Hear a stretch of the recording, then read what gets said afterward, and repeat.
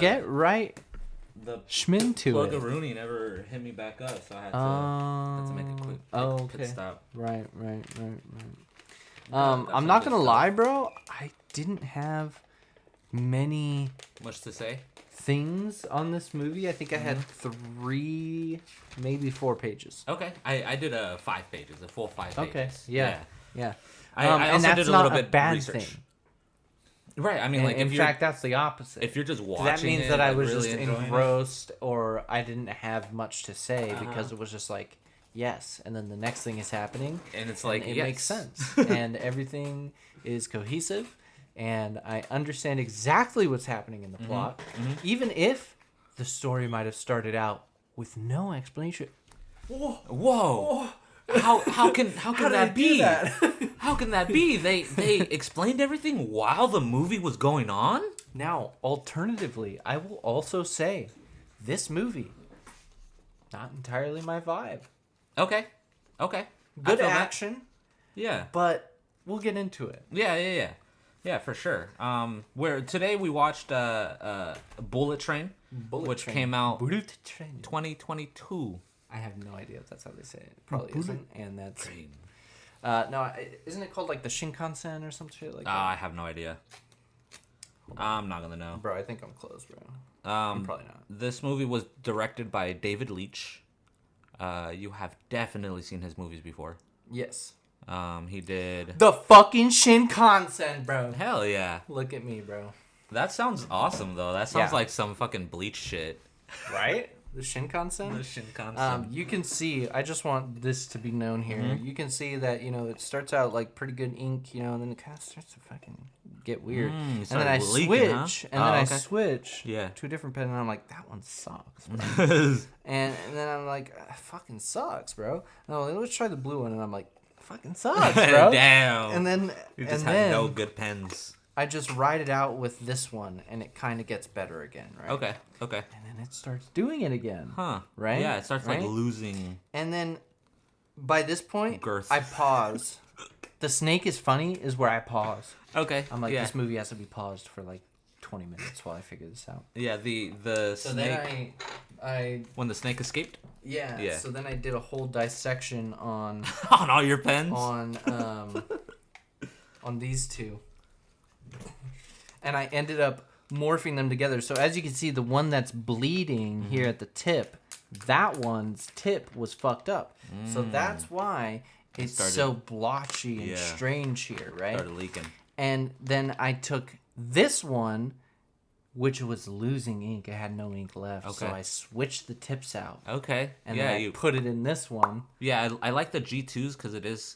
You can just like modulate, bro. You could just and pop so it out. Then now this one fucking, it's perfect. It works great. It's nice and smooth. It's bold. I love it. Hell yeah. But I need more. Yeah, I need to buy a new one. My G2. Yeah. I'm always stacked up on G2s. Yeah, I just found these ones like as I was like moving or some shit. I was like, oh okay, sure. Yeah. And I've just kept them. Right. I mean, pens are always useful, for sure. But I need more. I need to get new ones. Yeah. Because clearly these are fucked. Yeah, this is like my writing pen, and then I have my drawing pens. Okay. And then I have my cartography pens. Oh, shit. Yeah. Right. You be making maps and shit. I've just been making maps and shit, bro. Hell yeah, bro. Hell yeah. That's what I decided my short story character is going to be. He's a STARS cartographer. Anyways, yeah. So this movie starts One thing off... that I want to know, and that I noted, when it was showing like the production companies and everything, they were Japanese characters. Right.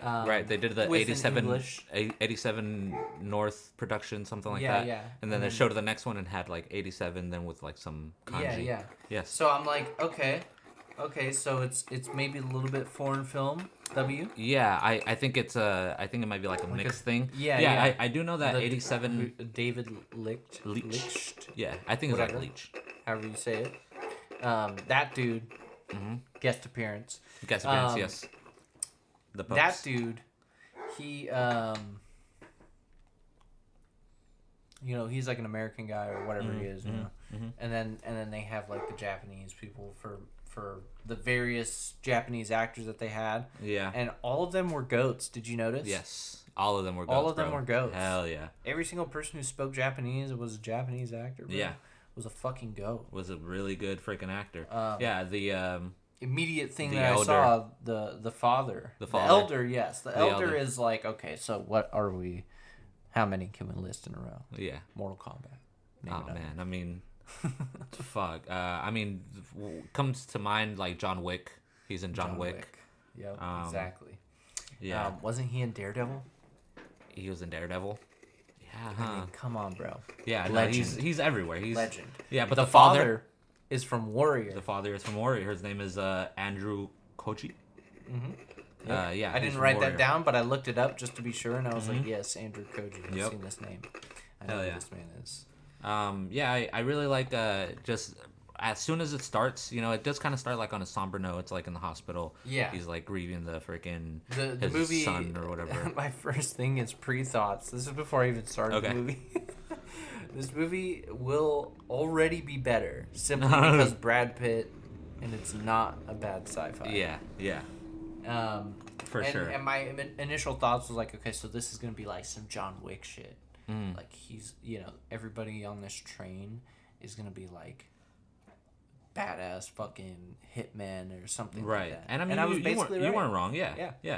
Oh yeah. So you've seen this movie? I've seen this movie. I have never seen this movie. I've seen this movie a few times. Right. Yeah, I do really like this movie. This movie is up my alley. Yeah. It gets into. I enjoy it, but it is pretty over the top. Yeah. I don't know. I feel like I can't say this though, being like such a big Quentin Tarantino fan. Yeah. Like it's unfair for me to be like, it's not my thing. Yeah, and then you turn around and I'm really like Django Unchained or something where it's like, right. Kill Bill where it's like, yeah. For blood everywhere. I do crazy fucking explosion. I did have Ivan joined me on this movie. Pan whip fucking cameras. Like over the top extravaganza. A good indicator as to this movie, I think, is Ivan chose to join me. Okay. He already saw it. And he said, "Yeah, I'll watch it again." Yeah, I'll watch it again. Okay. Right. So he enjoys it enough to give it a rewatch. Yes, exactly. Has he rewatched it before, or is this only I think this is time probably his second time. I think it's the second time seeing it. Right.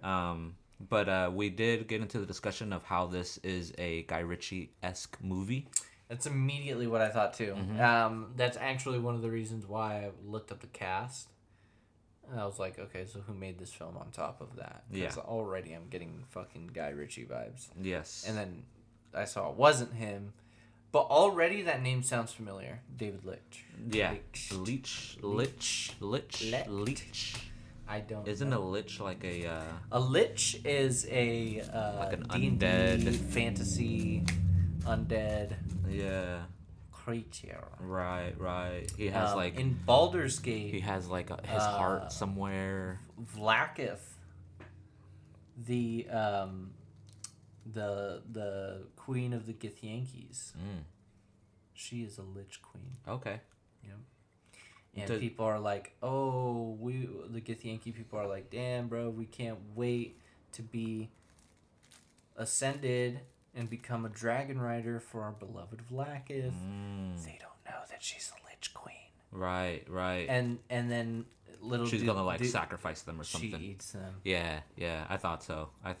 Their souls. To destroy a lich, you have to find its. Fuck it. Oh. Yeah, you have to make sweet love to Oh it. shit! Hell yeah! I mean, Baldur's Gate. I'm not surprised. No, I don't. No, you actually don't get to defeat her or anything. She's just an entity. Yeah. Because it is godlike power that she has. I was thinking in general D&D shit though. If you're doing a D&D campaign, just random thing. I know that in Magic the Gathering, Phylactery Lich, the way that it works is that Phylactery. That's Phylactery Lich.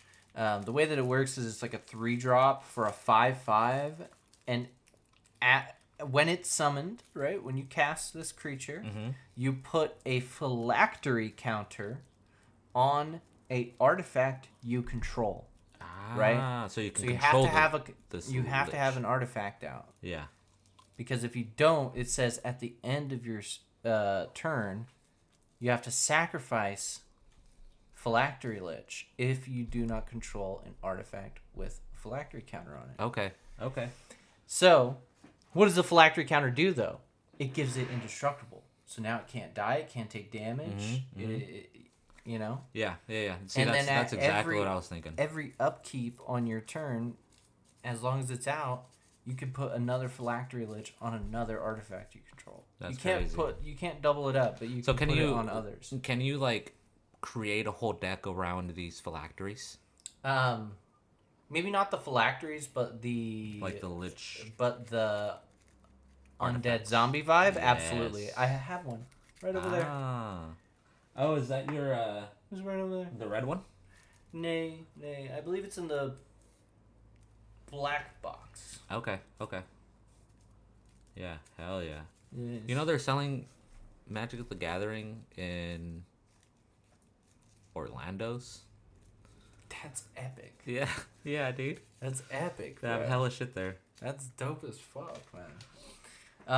Yeah, so the father, great actor, such a good. And the Lich in this story has probably one of the best, character arcs in my opinion. Okay. Yes. Yeah. Brad Pitt. No. He can't die. Yeah, that's true. Something that I really like though is just like the I like the setup, that he's like running getting to the train and everything. Well, just the like from the very beginning on the news it shows the snake. The snake was stolen. I noticed that immediately. I was like, that is so random and significant that I'm gonna remember that. Yeah, and then it shows the creature, Japan's number one anime.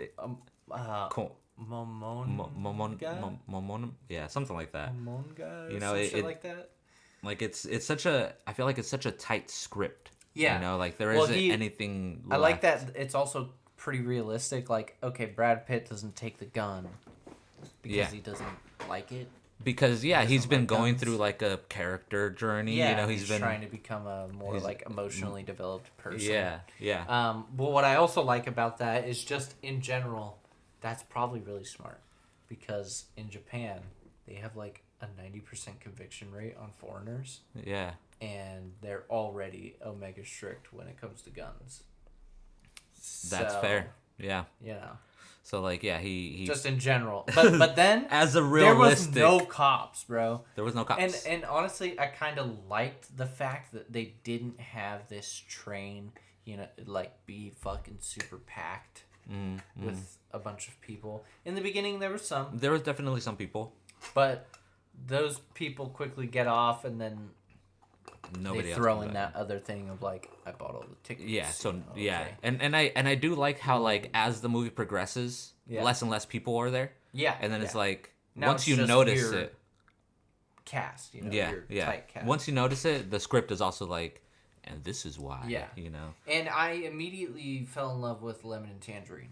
Yes, they're amazing. I was like, I love them so much. Yeah. Great guys. Before that though, like the father is like, oh, somebody pushed my son off the roof, and his dad was like, yeah, you're a fucking bad dad for not being there, bitch. And he's like, all right, I'm gonna go fucking get revenge or whatever. And then that's when Ladybug Brad Pitt shows up. And just like the way that each character kind of runs into each other, interacts with each other, because even like he bumps into him and he's like, oh, that guy, and he drops his key and he drops his ticket. And then like later on he bumps into the lady with the cart. When he bumped into him, Andrew Koji's character swipes his ticket, right? No, it just falls to the ground. It just falls to the ground? Okay. Yeah. The key I noticed, but I was like, what? Yeah, the key is on the floor, and then the ticket kind of floats away. Yeah. Wrong. Then the freaking Bee Gees start playing in Japan. Okay. In Japanese. Yes, yeah. That was awesome, honestly. I really like that. And then I think at the end of that, is that during their montage when it was 16 yet? It was 17.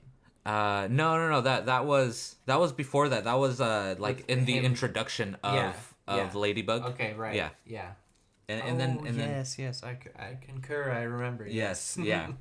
Staying alive. Yeah. Hell yeah. The train guy who walks up to him and asks for a ticket. Mm-hmm. The first guy who does that. Yes. Is Hero from Heroes. He did look familiar. I've never seen Heroes though. I've probably seen him like in promotions and shit. I don't know if I would like necessarily recommend it, but honestly, you might enjoy it because you can just easily enjoy shit. Yeah. Put your brain back into like. Well, that's the thing. Whenever like, that TV show came, 2005 or something. Right. You know.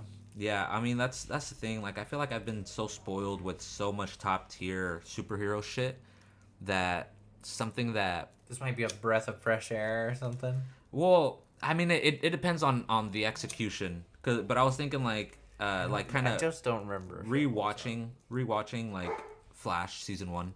Okay. Yeah. You know, it's like okay, like I can enjoy this. Right. But it's also not good. Bad. Yeah. Yeah. I've tried doing that with Gotham. Nah. Yeah, I was showing Ivan Gotham, and we might have seen like 2 or 3 episodes, but it was also like he was also like nah, this ain't it. Yeah. This ain't it, Chief. Yeah, I don't know. Like it's something about TV superhero stuff. Cause now we got like you're like sure fucking MCU does TV, but Daredevil. Yeah. You know, fucking Dude, that's come back Punisher. In like a couple days. Yeah. Crazy. Fuck, I'm just now realizing. Did I ever upload the episode from last week? Fuck. I don't think so. Hey, you might get a double. Might get a double.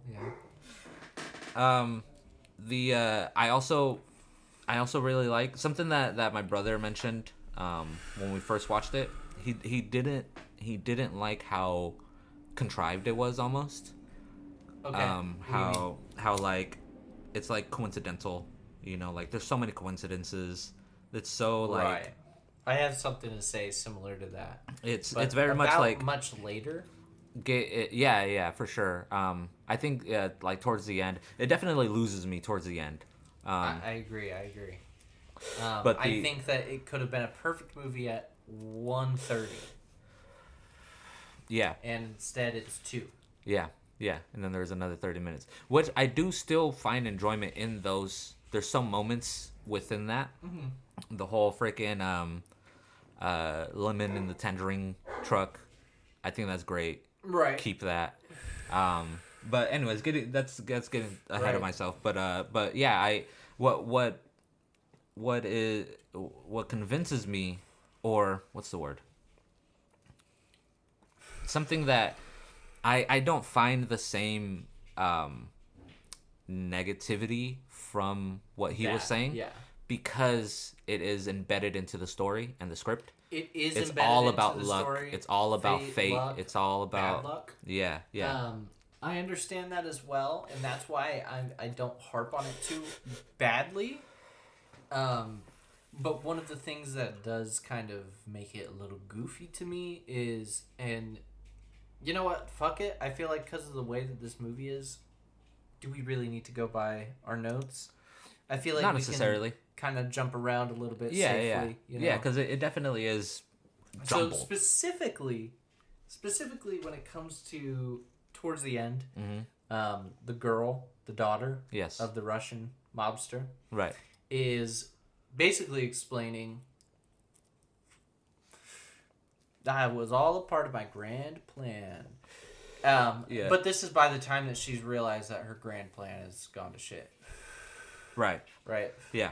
And then people are dead. Shit's everywhere. Yeah, and then they try to make it out like, oh, actually, it was fucking what's his name, the Russian mobsters, the White Death. Yeah.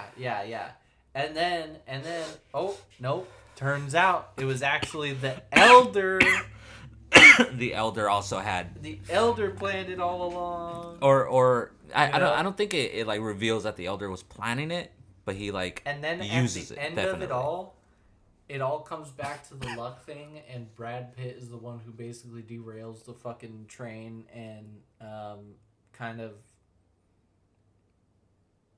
causes the death of the Russian guy, the White Death. Right. Yeah, I definitely see what you mean, because it does become. And this is also just like a nitpick, okay? Mm-hmm. Let me find this note in particular. Yeah. Okay, just a quick thought. 30 minutes remain, and I think it's just okay. But too much is happening at times. Mm. The White Death is Russian, but he took over the Yakuza. Yep. He is a traitor daughter who has an English accent. Right. Speaks Russian and Japanese. Yeah. Etc. Etc. Etc. Meaning, just like there's so many layers to it. For sure. It begins to lose me. It becomes convoluted. Exactly. Yeah, for sure. You see my hat? But that's fire. Right. That's sick as fuck. Yeah, Lalo and Amanda got it. And he said, "Oh, dude, I got you something." I'm like, "Damn, that's cool. Thanks, bro. I like how it fits." And he's like, "Yeah, Amanda and I didn't want it." Oh. All right. Something. Yeah, for sure. He got you something. He got me something. Yeah. I guess they got like Team Sesh mystery boxes, and it my came brother's in that. done that to me too. You know? He's been like, "Dude, I bought this at the store, and I kind of just don't like the way it fits now. After a few washes." Yeah. My dad does the same shit to me. That's so I'm funny. like, hey, whatever, bro. Fuck yeah. You want to just give away free $200 shirts? Yeah. That's fine. Whatever. That's fine. Yeah, I'll take it. And I do, like, I put it on and I'm like, hell yeah, I like how it fits. It's a good hat. Yeah. Yeah. So like it's chill. I see what you mean. What was I saying? Something about fuck. Well, let me say my piece. I have something on my mind. Mm-hmm. It definitely is. It gets way too convoluted, a little bit too messy. And like, even though that there are some moments that I like, that is also all at the end. It's all backloaded with that. And so that's why I feel like that's why I can kind of give it the pass. I'm like, all right. Yeah. You know. It's for me, like I'd be down to rewatch it anytime. But I also wouldn't be. I would also never, if someone was like, "Do you want to watch Bullet Train with Brad Pitt?" Be like, "Yeah, sure, I'm down." You know my old bit? I mean, I might walk away the last 30 minutes. It was like, "Do you want to watch the 2017 Mummy movie or something like that, starring Tom Cruise?" Something like that. Yeah. Something like that. Yeah, no, I totally know what you mean. It's that, but instead the answer, like, maybe, 85% of the time, most people are going to be like, yeah, I'm down to watch the 2019 Bullet Train movie. 2022, yeah. Bullet Train, starring Brad Pitt Yep. and Aaron Taylor Johnson. Yeah, so... Yeah, why did she look familiar? The girl. Oh, well, the girl, I don't remember her name. But, she is from... You definitely didn't see this. She is from The Kissing Booth. She's in a few things. Joey King. I did remember her name. Right. Oh, dude, you forgot about The Kissing Booth too. She's in The Kissing Booth too. Oh, and she's in Uglies. The Uglies? Uh-huh. Oh, or just Uglies? That's what I recognize her as. She's the little girl from White House Down. I recognize her from The Act. Oh, shit. You saw that? No, I'm pretty sure I do. This is about Gypsy Rose. Damn. I shouldn't be laughing. But it's just that Gypsy Rose is now a TLC star, so I think we can laugh. It's a little funny. Oh, bro, we also forgot about The Kissing Booth 3. Oh my god, there's a third one? I have to watch it, dude. I have to catch up. I haven't seen these movies. Ivan has. I think he saw the first one. Ivan really likes rom-coms. I feel like I'm building such a weird image of Ivan for the for the visual viewers. What? Yeah, bro. One of his favorite movies is 50 First Dates. Nah. Because not even rom-coms like that. Like, that's one that I saw, growing up, and it's like, oh, I like this movie. No. What's the one with Ryan Reynolds? Oh my God. The Proposal. Yeah. I mean, he's in like 30 of them, to be honest. I know. There's so many bad ones out there. But there's some good ones. Here's what I need to know.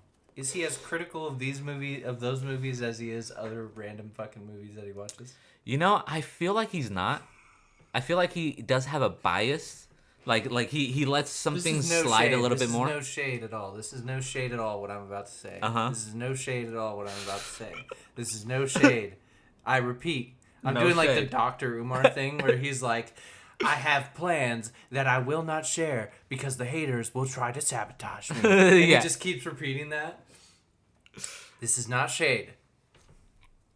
Product of being in a single mother home.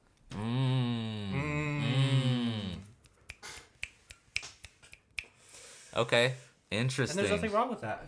Yeah, no, I feel that. We recently watched what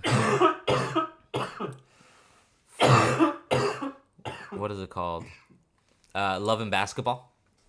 It's just because he's so critical of other movies that's so shocking. Yeah, that's all. No, I totally feel that. That's something that he that he really fucking bring up a random one. And he probably like, has have you seen ever seen that? And he's like, no. And you're like, you want to watch that? He's like, yeah, I'm down to watch that. I feel like he's so much more down to watch like a rom-com that he hasn't seen, hasn't heard of, than for sure a sci-fi that he hasn't seen, hasn't heard of. He would assume sci-fi is just trash. And I'm gonna just be honest here. It usually is. He's not wrong. Yeah. That's the thing. And he also has like an aspect of himself where he can acknowledge when something is good. Right. Yeah. He walked in on me watching Dune 2, I think it was, and he stopped for a little bit and he's like, "That's actually dope as hell." Yeah. No, well, the first thing that he said, Dune "Okay, so like those movies are so well done." Like that's perfect. Like from what I understand, I've never read the books or anything, but from what I understand, it's like very, bro. It looks amazing on screen. It's dope. Yeah, hell yeah, and just like the way the finish of it is so all of it. Yeah. Well, he watched like a little bit of it, and I think it might have been Dune 1 because it was when Jason Momoa was getting into the thing. And he's flying around. I always forget he's in that. Yeah. Yep. Yep. Visual bit. We're doing the salute. We're doing we're doing the visual bit as I die. Sorry, this will be my third joint, so I'm fucking. You're fucking sklonked. I'm fucking hoinked. Ivan said, "Okay, so this is a better Star Wars." Yeah. And I was like, "Yeah, basically." Well, I mean, if any intellectual Star Wars fan would just openly admit and concede to the fact that George Lucas did just clearly get a lot of inspiration from Dune. Yeah, and there is nothing wrong with that. Nothing wrong with that. Okay? But when Dune is able to come out How do you think you got Harry Potter, bro? It's all the same story. It's all the same story, bro. It's all Jesus. Oh. We like Jesus. It's either Jesus or Beowulf. One of the two. I've honestly tried remembering where my Bible is. Where it would have been stored. Yeah. Or kept. And I feel like my dad might have it or something. I don't have any English Bibles. I would just want to have it. Actually, I think it was like one that we got for me, and it had like my fucking name on the front of it. Oh shit! Yeah, at the bottom. Yeah. Are you sure that just wasn't like the Book of Matthew? No. It was like actually full like Bible, Old, New Testament, all of it. Hell yeah! The fucking index. That's pretty cool, and fucking appendices in the back, bro. Yeah, that's pretty cool, actually. Yeah, I would just like it because it looks great on a fucking shelf. Right. And also, hey, baby, I'll read it, bro. Just casually. Yeah, just casually, bro. Know my enemy. No. Know thy enemy. Oh man, we've been coughing up a storm, huh? Mostly me. It's starting me. That's my cough.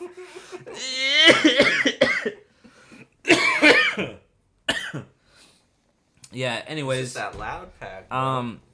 This movie was pretty solid. Aaron Taylor Johnson, and who is Aaron Taylor Johnson? Aaron Taylor Johnson is the guy with the mustache, the white guy with the mustache. He's Tangerine. Tangerine. Yes, he's from Kick-Ass.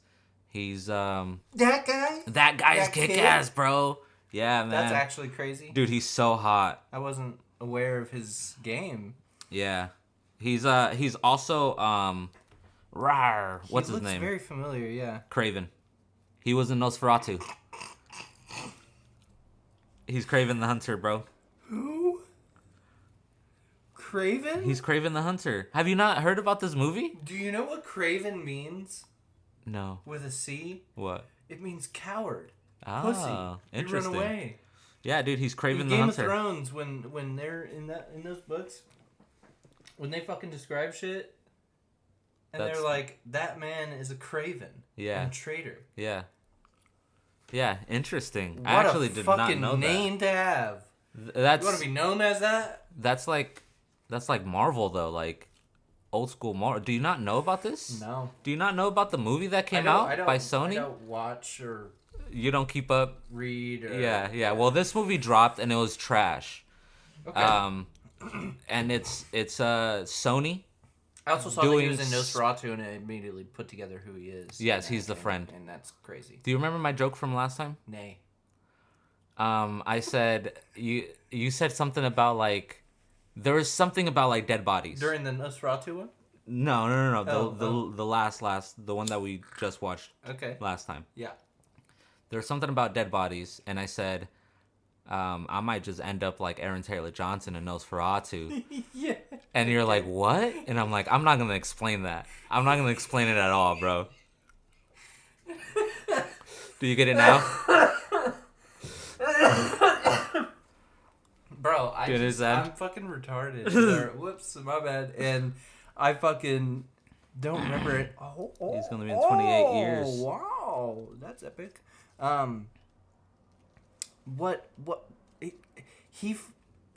Does he end up sleeping with Nosferatu? No, man. What do you mean by that? So Nosferatu. All right, so let's funny. Go back. Well, I'm just gonna explain it to you, okay? Right. Let's go back in the movie, right?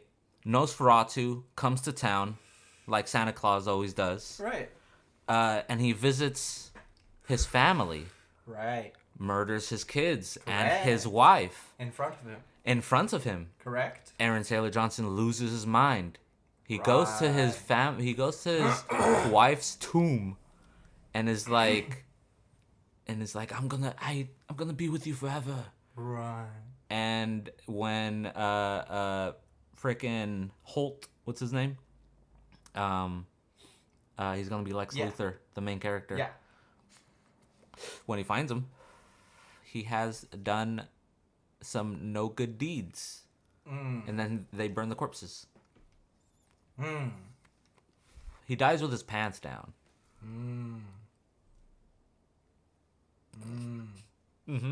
I do remember Yes. Now. Yes. And now the joke is extra fun. You really are dumb. Yeah. I just didn't remember. It's okay. I was pretty lit when we saw that. Yeah, you were lit when we saw that, and then you were lit when I told the joke. I think that's the issue. I think that's what it is. Wait, so the substance abuse? Is that what you're talking about? That might be the problem here? That might be the problem here. Interesting. So he is Tangerine. Write that down.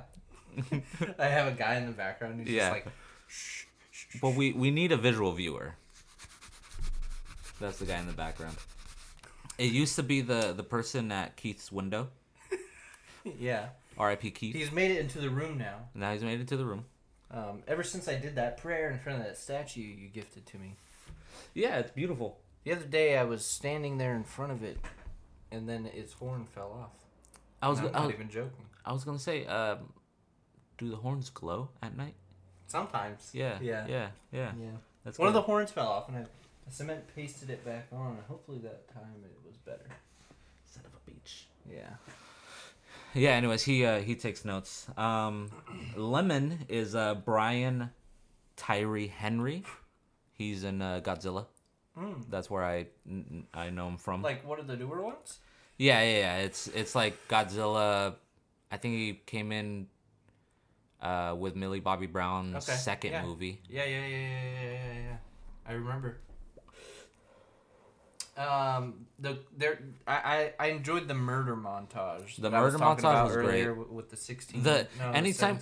Anytime them two were the focus, it was the best part of the movie. Yeah, absolutely. I have a note about them later, but we'll get to it. Yeah. He totally just leaves his prisoner when he goes to check up on him and the case. Yes. Lemon. Mm-hmm. Yeah. Very not okay. Like, okay. I immediately was like, don't do that. You guys suck at your job. You have a phone. Call him. Hang up on the phone with the boss and get on the phone with your boy. They were giving very big, like, Samuel L. Jackson, John Travolta vibes. Yeah. You know what I mean? I feel that. Like, I mean, that's probably on purpose. British. Yes. Which, funnier? Works. It works so well. I think it's funnier in the sense that, like... I mean, they're also different characters. Like they are. It's not he's not doing the same thing. The British guys are much funnier, like, casually. Whereas John Travolta and Samuel L. Jackson were a little bit more like slapstick. Yep. With the way that, like, John Travolta, like, shoots the dude in the head by accident. Yeah. He's like, fuck. Yeah. I blew Marvin's head off, or whatever his name was. You know? Yeah. What? He's like, what? What do you mean? He's like, well, I just, it was the bump. Like I accidentally shot him. Exactly. Why was your finger on the trigger? Yeah. Yeah, exactly. And that's more like slapstick in the sense that, like, he wasn't trying to be funny, but something happened, and now they're being funny because of the calmness and the casualness of this murder. Yeah. Whereas these guys are witty as hell. Like this right here. I think he's talking to the son of the mob guy. You're starting to get on my fucking tits. Yes. Yeah, dude. Hell yeah. He said, "Oh boy, you're starting to get on my fucking tits." Yeah, bro. He's starting to get on my fucking tits. Yeah, and then the murder montage was awesome. Yeah. They're counting all the deaths. And I almost felt like the way that the camera was positioned for Tyree, for Lemon. Yeah. Like, he looked straight at the camera. Yes. And he's like, that's not our fault. Yeah. Well, that whole scene where even when he's like, it was 16. No, it was 17. They're both, it's panning from... It's POV. Your POV, talking to your brother. But it did seem having a brotherly argument, literally. Yeah, it did seem a little bit extra on Lemon's side. Yeah, of being like, because he at that point now he's not even looking at Tangerine. He's looking at the audience. That wasn't our fault. Yeah, exactly. Yeah. I like that. I like that. I'm telling you, like when they're on the. There are so many random cuts in this movie, though. That's one of my notes. Not a bad thing, is what I put. Yeah, it's very snappy. Not a bad thing. Yeah, snappy. It's very snappy, and I feel like that's what adds to the Guy Ritchie-esque. Yeah, and I think filmmaking. that I wrote that right after they have that whole montage and everything. They go to a scene change from Lemon and Tangerine to, I think it goes to the wolf. Well, it's yeah, dude. Freaking. If I did editing, I would have.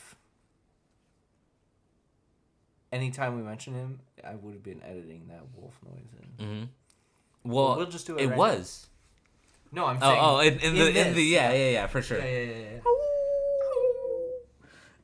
Yeah. Well, I didn't know that was Bad Bunny though. Yeah, dude. Because I was like, I think I have a note. Hold on. I can't tell if these are. Oops, my bad. Oh, maybe this is still about the two British boys. Yeah, it is. It is. Okay, the jump cut that I was talking about was actually when he starts explaining the backstory of the Russian guy. Yes. Yeah. Okay. Yeah. And the wife. I feel like that was like the only like clunky exposition. A little bit. It was a little clunky. Yeah. And maybe that's why I put that. And then while I was watching them explain everything, I was like, I kind of can't tell if these are fake accents that they're doing or not. I think Aaron Taylor Johnson is American. Okay. And pretty decent, pretty good. Yeah, I feel like he did from another American at least. He did a pretty good job. He's actually English, so he does an American accent very well. Okay. Yeah, nice. Yeah, they're both British. Okay, W. And then we got to the wife car crash. Yeah. And I just wrote right after that. I was like writing it. And then for a second, I glanced up, and the explosion happened after I was done writing, and I just continued writing. Also, that fucking car crash was so dramatic. Hell yeah. Later on, it is explained that it was a hit. It was a hit, for sure. So it was like the car was meant to explode. It probably had some... but still. Extra explosives. Yeah, but still. And it's initially, I was like... yeah, she just got T-boned. Yeah, and then it just everything burst into flames. It's hella extra, for sure. But yeah, it does get explained, so I accept that. Yeah, dude. We get a cut to the girl, and she says, "Right on schedule." Schedule. I can't remember what we found out her name was, but the girl, crazy ass bitch. Yeah. I think she's like called the princess or something. Oh yeah. They all have like their names or whatever. Yep. And what happened? Oh, Bad Bunny comes in. What does it? Cause I think it cuts to. Okay, so yeah, it cuts to the girl. And she sets up the Chekhov's gun. I don't remember what this is for. What is it? I could have guessed something like that. What happened? Oh, the guy died. That's when the son died of the British or the Russian guy, the White Death. Yes. That's when he died, and they showed like the body. Yeah. And he's freaking bleeding from his eyes. The briefcase is gone. And his ass. Brad Pitt has it. Right. I wrote a note. I like Brad Pitt being super unlucky at all times, yet being incredibly lucky. And I think that was when he got stabbed. And it went through the iPhone. Yes. And then we have the jump cut to like, I don't think he dies yet, right? No. Then they jump cut to his past. Yeah. To the wolf. Let me see. We have this whole chaotic jump cut to a lore dump, and he just dies. Yeah. So yeah, right before that, they're talking about right, the mom's death. I'm remembering now. Yeah. And then they mentioned the Bolivia job. Yep. And then the wolf has this whole freaking montage of him becoming married. Like he climbs the ranks. Yeah. He's like he's like, oh, I like those glasses. I like those boots. Yeah. I think that's hard as hell, bro. Yeah. It's also the montages that also adds to the Guy Ritchie aesthetic. Absolutely. You know, so. And like there's such a good. No, it's just not wholly my vibe, but I do also see the appeal in it, and it makes for a fun movie. Yeah. It'd be like a movie that if I was fucking getting high with someone who I barely knew, I'd be like, fuck it, bro, just put on Bullet Train. Right. What? Put on Shinkansen, bro. You haven't seen Bullet Train. Dude, you guys just put on Shinkansen. Just put on. Put on Bullet Train. You know? Yeah. Hell yeah. He mentions that a vest gives you a false sense of security. Okay. And he's like, what if you get shot in the neck? And he's like, yeah, it also prevents you from getting shot in the chest. He's like, right, fair. I didn't even register that. Yeah. And that's... Yep. I mean, you know, it's the setup and the payoff that really like add to you know the enjoyment. I like that I think this was about the Bolivia job because I like that they have like a past. Yeah. That, like they, you know, they're already establishing that they have like a, you know, because I think we've already heard them described as the twins by this point. So I was like, okay, so you know, is this like a fucking Breaking Bad reference or what? You know? Right.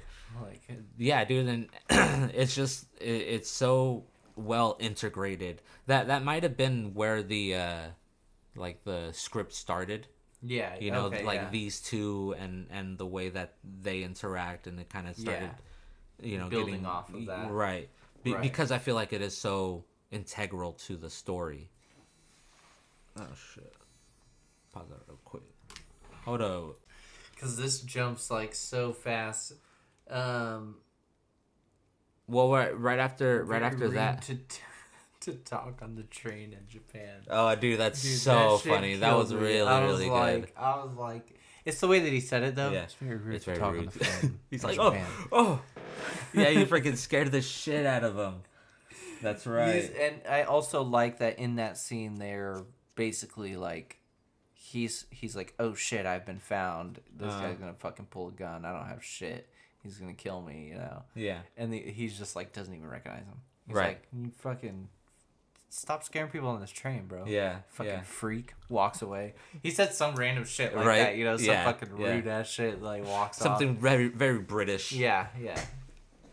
Yeah, that was really funny. You do skip a lot. You do skip a big chunk. But that's just because I'm enjoying the movie. Yeah, because it is like a quick cut. Because right before that is like the fight. The whole fight scene is pretty dope. Yes, between him and the wolf. Brad Pitt. Yeah. Yep. Yeah. I really like Bad Bunny actually. That was such a good. Yeah, I didn't even register that it was him. It was a good little role. I was actually kind of sad that he died so fast. Yeah, it was like you could literally look back. My fucking last line on this page is, we had this whole chaotic jump cut and lore dump, and he just dies. ... I don't know, man. Yeah. You know, I was like, I don't know, man. At this point, I'm like, I don't know if I'm enjoying this movie or not, because I was down for a fucking, you know. Yeah. He also says in Spanish, "You lucky son of a bitch." Oh, does he? Yeah. Okay, yeah. I like that. Nice. He has. I pointed out to Ivan. I was like, dude, he has vengeance on his throat. I saw that too. Yeah. He has venganza or whatever. Yeah. And he's like, damn, that's a vengeful throat. Yeah. Oh, what the fuck? Yo, that's crazy. I don't remember what this line is about, but it says in quotations, "No, she doesn't. Yes, queen." What am I talking about there?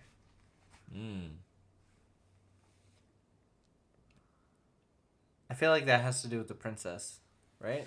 Yeah. I also wrote down that she says, "I've always been lucky." Okay, right. Yeah, I remember that, and I remember thinking, "Are you? You know, right. Like, just are you?" Or, I also thought it was kind of funny that throughout the movie they really want you to like. I didn't register it until later on when she has. I can't remember his in-character name, but Andrew Koji's character. He's the father. Yeah, the father. Yeah. So when he has the father, when she has the father. Like captive, basically. Right. I was like, and she's like showing this gun and this fucking bomb in the suitcase and everything. Right. This is jumping ahead or whatever, you know. Yeah. I didn't register until then that he's like calling her kid, and then later on, Brad Pitt also calls her kid. Right. And I wrote it down 2 separate times when I registered it. Yeah. And I'm just like. They really expect you to think that she is a believable, like, 18-year-old girl age or some shit in Japan. Right. Know? Well, I was thinking, really. Kid, for them would be like, you're 25, like, yeah, you're a kid. Right, you're a kid. Right. You know, like you're young. You're a little girl. You're a kid. Yeah. I didn't really register that they're like thinking she was teenager. Right. But more of in the sense that like, you know, you're just a youngster. Right. Okay. It's like calling somebody a youngster. I guess. It just, I don't know. And the whole innocent girl thing, it was just giving very, I don't know, like anime vibes, you know what I'm saying? Right, Like for an sure. anime helpless girl fucking needing a young shonen to come and save her. You know? You know what I'm saying? Like, that was the vibe. And so I was like, she looks 27, okay? Yeah. She looks my age. Definitely. Like, not... Like, she's got laugh lines in her cheeks, and that's whatever. That's not a bad thing. Like, it's not but bad. it's just not believable for young, fucking, close to like 20 years old. No way, bro. Yeah, maybe like mid-20s. Mid-20s. But what do you call a young person? You don't call me? him ma'am. No, as an old man. Okay. As right. Brad Pitt is in his 40s or 50s. I don't know how old he is. Right. I mean, he's still looking good. I mean, a little silly. Koji wouldn't have been much older, in my opinion. Yeah, Koji would have been like was only 32. what, 3-4 years old. Yeah, for sure. He's like, you know, oldest. And for me, I think 30s. Kid at my age, and I'm like, that is a fucking 20-year-old. Bro, I've been on fucking dating apps, and I won't really swipe on a fucking 20-year-old or younger. Because I'm like, that's just weird. That becomes weird. Becomes odd. A little too young, bro. Right. Cradle snatcher. No, thank you. Yeah, I don't know. That was just a random thought. No, they keep calling her Kid, and I'm like, is she a kid, though? Yeah. I feel that... I'm freaking late. He's... Holy shit. I think it's Lemon says to... It runs into Brad Pitt as well, and he's like, "You don't remember me?" And he's like, "Oh, he has look like every white homeless man I've ever met." He has his hand under the table, and he's like, "Oh yeah, he came and sat down." Yeah, he came and sat down. That whole interaction was really, really funny. Amazing. I love that so much. I think that was my only line for that. Mm-hmm. Even though there was many good. Yeah, there was definitely some back and forth, but that one, I fucking wrote that down and I was like, it's me. Yeah, He's talking about me. He looks like me. Yeah. No, for sure. But not handsome. Not handsome. You know, not Brad Pitt handsome. Right. You know, I feel like even if you saw a homeless man that looked like Brad Pitt, you'd be like, whoa. You're kind of handsome. You know, you could like go to a fucking model agency, shave up a little, and they'd be like, dude, you're perfect for Old Navy. I see it now. Yeah. You know? Hell yeah. I see it now. He's got a clipboard out and he's like, hold on, let me start writing down some contacts of mine. Get a hold of them. Send you right to Old Navy and they're gonna love you. Levi's. I'm talking Wrangler everywhere. Everywhere. Denim your life. And if you're really lucky, you never know, you might get into the cowboy hat business. And let me tell you, those guys pay the buku bucks. So Lemon is like, he's like, I know what you did. And he glances over to the dead guy. Yeah, I know. And then, I think I wrote that too. I like the mishap. Yeah. Where he's like, you killed someone. And he's like, how do you know about that? Yeah. In his mind, he's thinking about Wolf. Yeah, and then the fucking howl. Yeah. Yes, that was when I was like glances back to the wolf. Did I write it? It's so good, dude. The howling thing is so cringe, but I know it's on purpose. Yeah, man. Like, I know that they're doing it on purpose to just be like, you know, it's like, it's on purpose, you know? It's a bit. They're fucking just... It's a bit. They're being purposefully cringe by doing that. Yeah. Anytime he's brought up. Anytime. But it's also really funny. It's really funny. It makes works for a lot of brevity in the tension. Yeah, definitely. Which this movie even does in a lot of fight scenes, I noticed. Mm-hmm. Fight scenes will be happening, and then all of a sudden there will be like someone who works on the train just come through. Yes. Yeah. Kimiko. What the fuck? Right. So we'll get into that. She didn't fight, did she? No. Huh? No. But she's just like a stewardess, and she's just like refilling her cart. Yeah. She's got like a cart full of refreshments and treats and snacks and shit. Yeah. And she's just like, sumimasen. Yeah. Meaning like, excuse me. Yeah. And he's like, oh yeah, my bad. Gets out of the way for her and everything. Freaking Aaron Taylor Johnson gets him a water, buys him a water. Yeah, he's like, oh he's shit, like, I gave all my money to, who did he give it to? to Channing Tatum, bro. Dude, so good. Oh my gosh, we'll get into all that. Did we just watch Jupiter Ascending? We just watched Jupiter Ascending. Okay, so David Leitch. I saw him. I saw Channing Tatum, and I was like, "Is this why Richie thought of Bullet Train?" It subconsciously probably, maybe. To be honest. But check this out. This director of Bullet Train worked on Jupiter Ascending as a stunt coordinator. This guy goes freaking back as a stunt guy. One of those, yeah. He started off as he actually used to double. I wrote this down actually. He used to double freaking Brad Pitt, bro.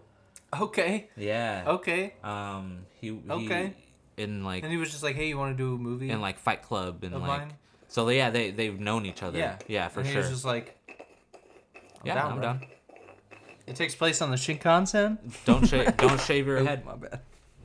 He's like, but I like my hair. Nah, we just get you a wig. Was that a wig? Nah, I don't know. Okay. I don't know. I was like, wait, what? Why he cover his mouth when he hit the dead guy? In that whole scene, they like start having this little. Yeah, they're like they're fighting quietly. Booth. Yeah. That did remind me of. Then he like leans over the dead guy, and the dead guy gets punched in the face. Yeah, he's like, oh. I'm like, why do you care? He's dead. I mean, you don't disrespect the dead, I guess so. Yeah, that's true. That shit was hella funny though. The quiet fight though did remind me of. Have you ever seen The Other Guys? Yeah. With Will Ferrell and yeah, of course. When they're fighting at the funeral. Yes. And the captain comes out. Hey. Yeah, he's whispering all the time. Stop all this nonsense. Stop the horseplay right now. Yeah. Before I have all of you up here on charges. Yes. Do you understand? It's so good, bro. My God, Michael Keaton. Michael Keaton is a treat, bro. Oh my God. Oh my gosh, dude. Yeah, they're like, kick his ass. Yeah. Dude, and then they stop. You have a lovely home. Yeah. Oh fuck, that's so good. Oh my God. Yeah, and the lady looks at him. Shh, eat a bag of dicks, lady. Yeah, I'm sorry. I'm working on it. Fuck, dude, that's so good. The snake is funny. I immediately wrote that down just because I was like, I knew in my head, I was like, the snake's coming back at some point. The snake is going to be on the train. It's being smuggled away out of the city, away from the zoo. Like, right. Of course. Yeah. It's so obvious. Yeah. And then I wrote snakes on a train. Snakes on a train. Channing Tatum. Is this a sex thing? He was immediately down. Yeah. He was like low-key down to fuck, bro. Well, I feel like Channing Tatum is just down in general. Okay. From at least from like his like cameos like in what is the movie called? Okay, yeah, the cameos for sure. Like this is the I thought you meant like in real life, just like he's down to fuck. Like, hey, do you want to go fuck in the bathroom of the Shinkansen? Dude, bro, I met him once. Holy shit, man! You want to go have sex on the bullet train? No. I like in between Tokyo and. We were talking about this in the last episode how he's actually hella funny.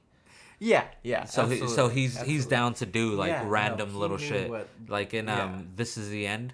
Have you seen that one? The Gimp. He's fucking Gimp. I know. Oh man, that's so good. Brad Pitt puts a full dose. He puts the full fucking shit into the Fiji water. I kept being so confused by the phones, because he takes his phone, Lemon's phone, right? Yeah. And yeah, I'm just like he has a touchscreen, right? Mm-hmm. But then like later on, you see the phone that the girl is using, the princess. She's using like a phone that like does the like little flip up thing. Yeah. And then like someone else had like the wolf phone. Had like a gold. Yeah, and also it like the sliding. Yep. So I'm like, what era are we in? Like. Yeah, I did kind of figure that it was like modern. I thought it was just modern, yeah. But like 2010s to 20s, you know, somewhere in there. Yeah, for sure. 10s to 20s, I think is a good range. What registered for me though? People using those kind of phones in the 10s, brother. The underworld does, bro. Okay. They're all part of this. Kind of fair. Know? That's kind of fair. Channing Tatum with the sex thing. Papa calls. Oh yeah, crazy white girl. The dude. He's disguised as Brad Pitt, and is it Tangerine or Lemon? It's Tangerine. Yeah. Yeah, and he like grabs his shoulder, like, and turns around. Is this the sex thing? Yeah. Yeah. Bro, that shit's good. He was like ready. Does that mean that he was like, but is it for like a sex thing, like that I'm disguising as you? And he's like, yes. Yeah. He's like, do you want it to be? Are you gonna say no? I think that's the question. Do you want it to be? Yeah. He's like, kinda. Like, then yes. Then yeah, it is. He's gonna have a gun, but it's not real. Toy. And it's gonna go inside of you. And he's like, yeah, I'm in. Okay. This character, I'm not saying the real life Channing Tatum. Yeah. I would let Channing Tatum. The guys outside of the train yeah. were giving big Tiger Claw vibes, but not so cyberpunky. Okay. Modern Tiger Claws. Right. Yeah, current day Tiger Claw. Yeah. Yeah, I feel that. I can see that. He sees the Lemon. Is it Lemon sees the snake? And Tangerine comes up, and he just lets him sit right on top of it. Doesn't say anything. Yeah. And granted, it didn't kill him or anything, and I kind of feel like the filmmakers were doing that on purpose. You know, they're like, we want you to be nervous in this moment. You're like, oh shit, Tangerine's gonna get bit on the ankle by a fucking deadly fucking snake. Yeah, it's a possibility. Then we get the girl investigating the dead guy, her brother. Right? Yes. And she spits on him. Yeah, and we don't know that it's the brother at this point. Me next? What? Oh. Spit. I mean, if you want. Oh, and then what does he say? Bro says if I had he's in the bathroom fucking with the fucking smart toilet. Yeah. And he says if I had one in the chamber now. Huh? Yeah, like he's so down. He just wants to take a shit. Well, at the end he says saying that out loud is crazy, but saying that out loud on a phone call with your hitman handler. Yeah. Huh? That's so funny. If I had one in the chamber. I put if I had one in the chamber is some crazy work. Yeah. Yeah, that's so funny. Later he does say, he's like, I'm ball pointing it. She's like, oh my god, walk faster. Yes, at the very end. Yeah, I know. yeah. I don't think I wrote anything down about that, but I was not gonna lie, that does remind me of my father. The non-existent one. Okay. He used to be very candid about shitting. Yeah. Or he'd tell us stories about like, one that I remember in particular. This is like a warning for anybody that is sensitive to these types of things. I'm going to be talking about defecation. Yeah. But he flatulence. But he was saying that there's one time that he really had to take a shit, and he's like running to the bathroom, and he's like like barely holding it in, and so much so that when he pulled down his pants, he just released. Half of it went into his pants, half of it went into the toilet. And oh man, he's lucky that I had a different pair of pants. That's crazy, dude. That's crazy work, Father. That's crazy work, Father. My uncle. This is the last time I saw him. My uncle, he worked for a family company that helped the postal services transport mail to places that were difficult to get to, so like way up in the mountains. Okay. Right? That's cool. The family business just had like box trucks that they would get carts of mail and they would roll it in there and then they would transport it to a post office up in the mountains and they would take all the mail out and they would give it to the post office.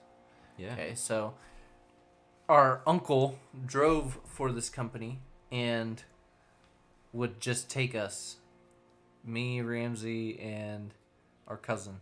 Mm-hmm. And yeah, dude, we would just fucking drive up there with him, and this dude would always fart in the car. Oh no! In the cabin, this little tiny 2-3-seater fucking box truck. Yeah, and roll up the windows. Oh no! Yeah. Yep. Damn. Yep. That's brutal, bro. That's brutal. Yep. And he would like fucking blow snot rockets into napkins and be like, "Ew, look at that one, bro. Look at that one. Get like way up in your face." He would just do fucking gross shit. That's just fuck with us. Great times. Good times. That's funny. You mentioned the guys on the outside of the train. Right, the freaking tunnel snakes. Yeah. No, that's yeah, that's Fallout 3. But it is also the same vibe. Yeah. He does later say like, what is this? An 80s dance? An 80s dance off or something? Yeah. But he's like, what should we do? Oh, what's that? Our special guest? I think that one's much less audible, maybe. But I don't know. Maybe you guys can hear that. That's another special guest. Professor Lawnmorius. Professor. Oh, it's getting louder, so maybe you can hear it now. Yeah. He's like, what do you want to do? The Punch and Julie? Yeah. Let's do that one. Like, why does it have a name? It's just the same old stuff as in like fucking. Do you remember after Revenge of the Sith? After they save Emperor Palpatine and they land back on the fucking planet of Coruscant, right? And Anakin is getting on the fucking train to go over to Padme or some shit, right? And he's like saying goodbye to Obi-Wan, and they're like talking, and he's like, "Well, you still owe me for that one time on fucking blah blah blah blah." Yeah. Well, let me tell you, it's just establishing that like these guys at one point punched a woman named Judy. Yeah. I don't know if that's actually what it is, but Right, or something like that. Yeah. Punching Judy, like it was like, oh yeah, we've had to or maybe that's some British slang. Maybe some British slang. But it's like, yeah, I already know that I have to puppet this dead body. Yeah, I'm gonna go talk to them. I have to puppet this dead body. Exactly. So it's like, yeah, there was this one time Judy, we had to convince people that she was alive. So, Punch and Judy is a traditional English puppet show that originated around 1662. So it's kind of a British slang, but not really. But basically, is British. He slang. understood as puppetry. Like, I have to puppet this motherfucker. Okay, I gotta go fucking do it. That's beautiful. That's crazy. Eat a bag of dicks, lady. That was so good.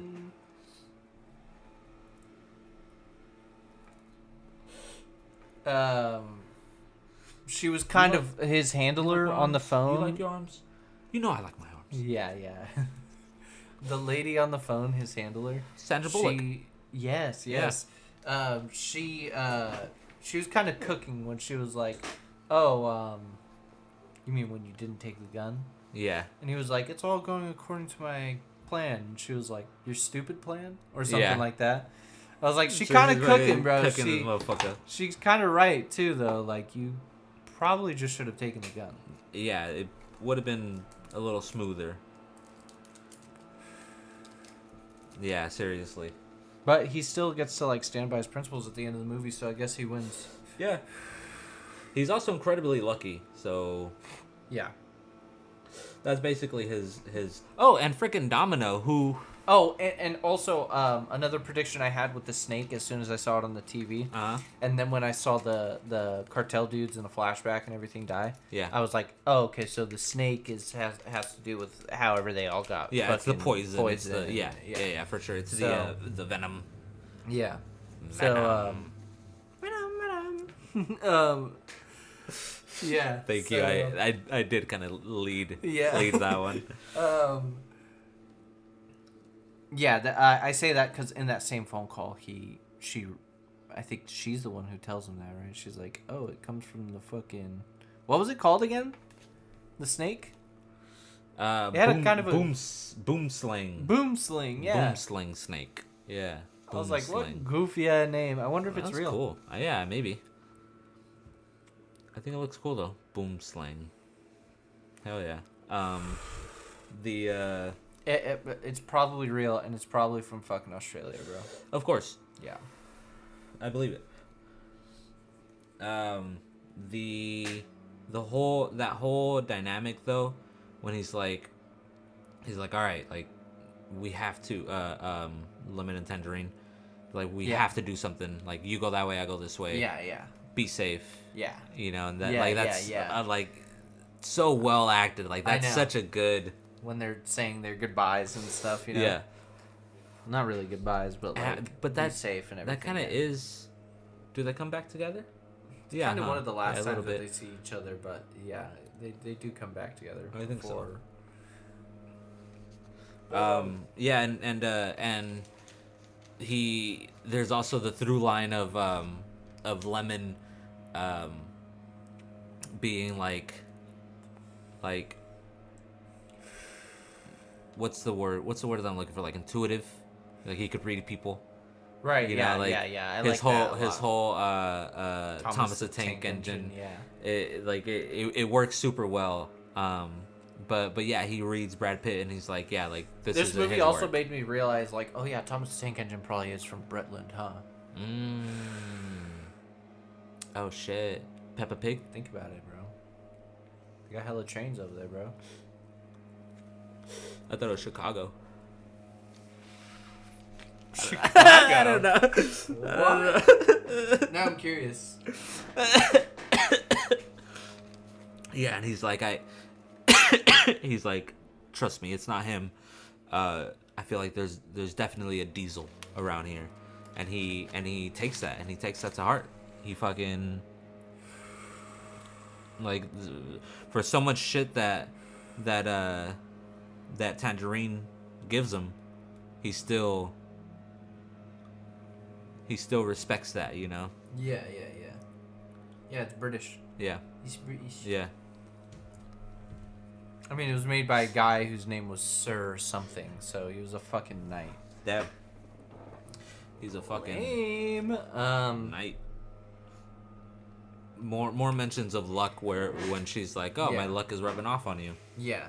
This movie feels more like an action or a comedy movie at times more than an action. Yeah. You know, I feel that, which isn't bad. Yeah, it's like a action comedy leaning towards comedy. Yeah, and I think that's just like a pretty solid genre to be in. Yeah. Do you want something to drink, by the way? Yeah. Can I? Yeah. I have Dr. Peppers. I have a whole case over there. Let me go grab one. I'd love one. Should we pause? Nah, bro. Just I guess I could do the ad read. Oh yeah, do the ad read, bro. Yeah, for sure. Well, first off, I would like to thank Dave, as our generous donor and sponsor. There's nothing that we could do that isn't because of Dave. There's so many things that we couldn't do that now do what do for Dave. So thank you, Dave. And that will conclude the sponsor read. You're just gonna have to listen to it back. Yeah, all right. Yeah, for sure. An hour 15. I got it. Yeah.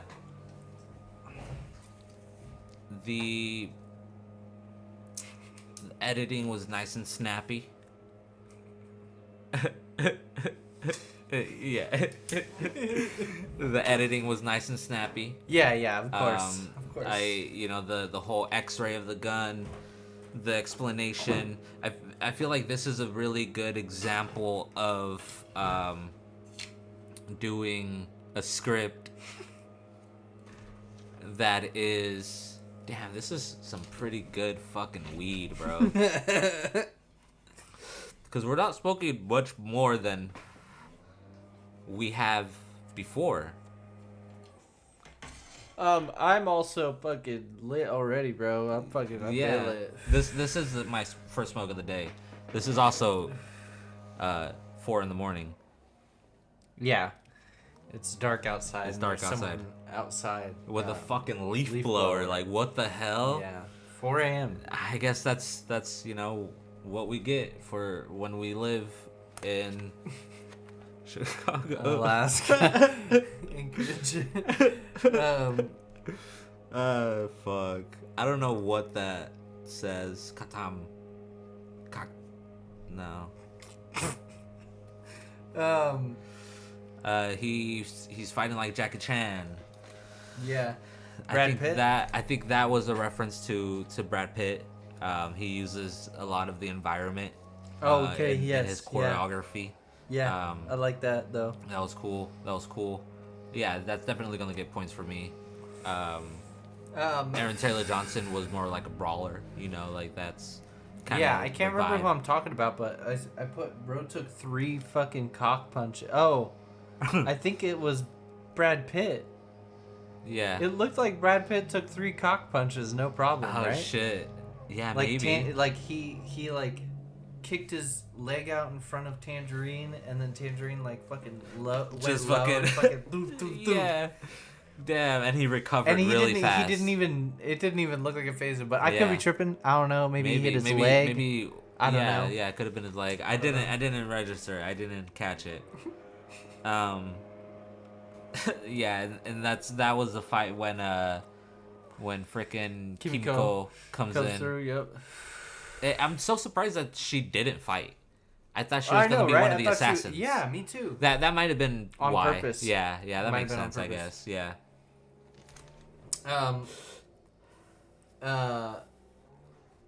At one point, someone almost flies out of the fucking train. Yeah, the fucking door pops off. Yeah. Yeah. And in that moment, I was like, oh yeah, I forgot. Like, they're not just like on a train. They're on a train going 200 miles per hour. Right. It is going 200 miles per hour. I believe online it said something like 322 kilometers an hour. That's crazy. Wow.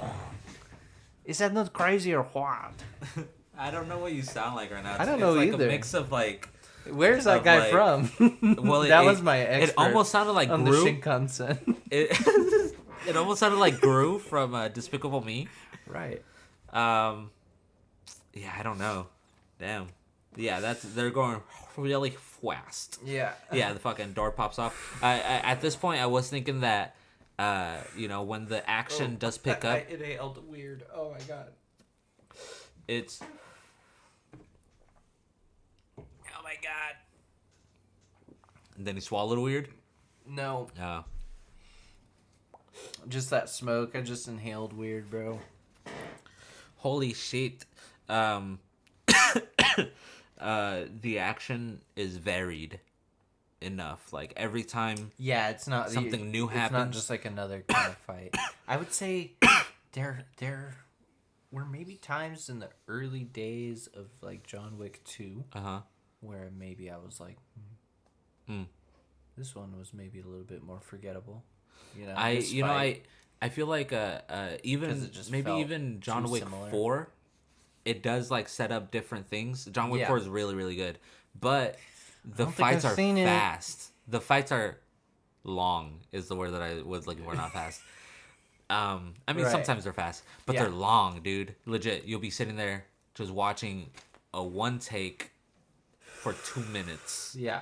Yeah, straight. No breaks, no pause, just action, baby. Right. Hell yeah. And that's great. That's awesome. Yeah. But this one does kind of keep it snappy. Yeah.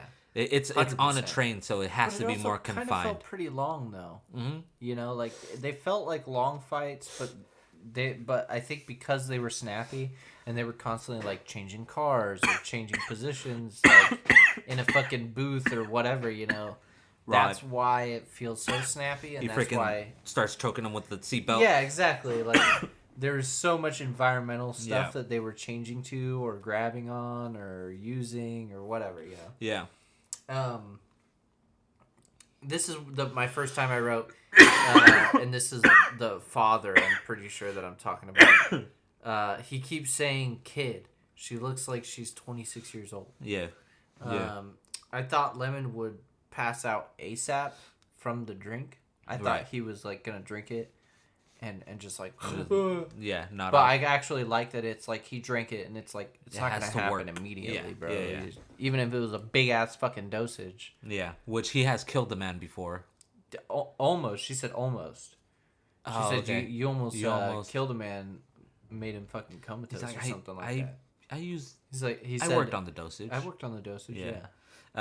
To that at that point though, when they're talking, the girl and the father. Yeah. I wrote down, "You're a bad dad. You're a bitch."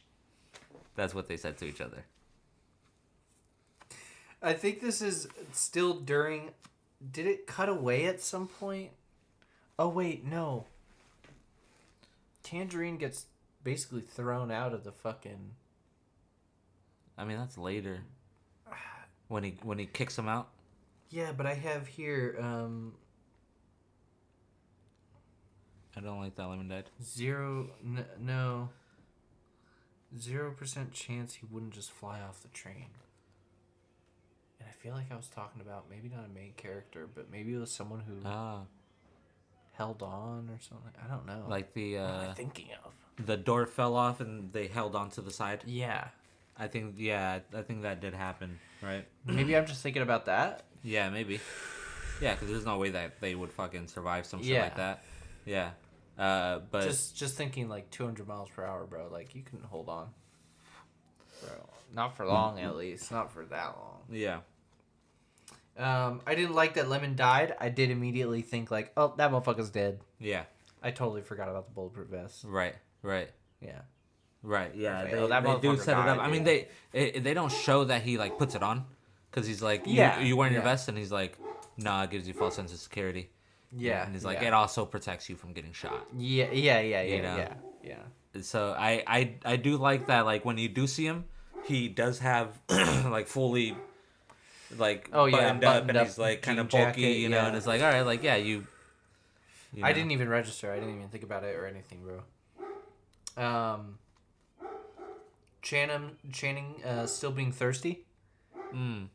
Tangerine walks by and he goes, he has such a nice walk. Such a good walk. Yeah, dude, that's so funny.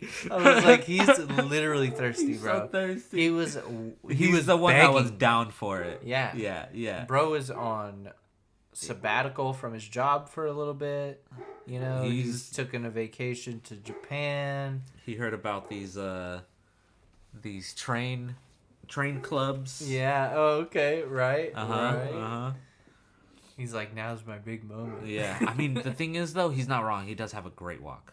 Oh, true. Yeah. No, that guy's handsome as hell, bro. Yeah. It's so surprising that was a fucking kick-ass guy. Yeah, like, bro. Damn.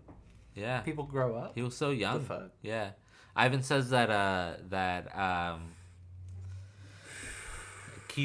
not Keith Urban. Carl Urban. Carl Urban he went through puberty twice. Okay. I get exactly what that means. I get exactly what he means by that. Yeah. Has he ever seen Lord of the Rings? No, but he's seen him as Éomer? No. Well, I probably. But no, man, what's the movie? Bourne? One of the Bourne movies. Oh yeah, he's in one of the Bourne movies. Yep. That he's another agent or whatever. Oh my god, he's in so many things. Tracking Jason Bourne, Yeah, right? yeah. Yep. Yeah. He's in so many things, and I'm like, Ivan, you recognize him? And he's like, no. Yeah, I know exactly what you mean. Yeah, bro. It wasn't until I had seen Lord of the Rings a million times that I like burned his face into my memory. But then seeing him in The Boys, I was like, I know your face. Good little Lord of the Rings reference, you know? Yeah. When the dude's dying, the guy from the Rohan, and the fucking girl comes over and he's dying. He's like, yeah. I know your face. Yeah. That's me, but with Carl Urban. But it took me so long to clock it, bro. Yeah, dude. In The Boys, I was like, I know this guy. But his accent is like throwing me so off. He's so good in The Boys. I haven't seen the latest season. I don't know if I have either, honestly. I don't know. I've been keeping up with Invincible though. Yeah. Top tier. I don't have Prime still, but yeah. Fair.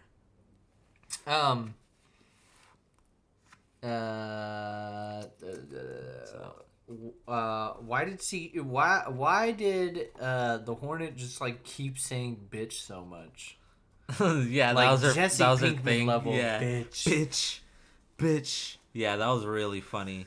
I was also just thinking like the Rick and Morty thing, making fun of Freddy Krueger for being like bitch. Yeah. In the fucking movie. Dude, I just remembered right before Lemon falls asleep. Yeah. He says, "Tell Tangerine, tell him," and then he like puts the sticker on her back. Oh yeah. You know, like that. Yeah. Good. You know, like yeah. She does. Great. She does let him know. Yep. Exactly. She tells him.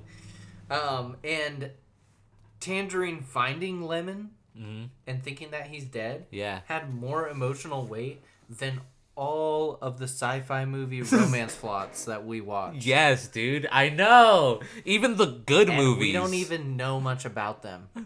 Tangerine and Lemon. We don't even know much about them. All we know is they are gun from the guys. It's like 25% of the movie that we've been mercenaries watching. and they're cut, brothers, maybe. Their cut so far is maybe a little point, more than 25%. We don't even know if they were like, if it's like they're brothers as in like they literally grew up together, or they're just like, you're my brother.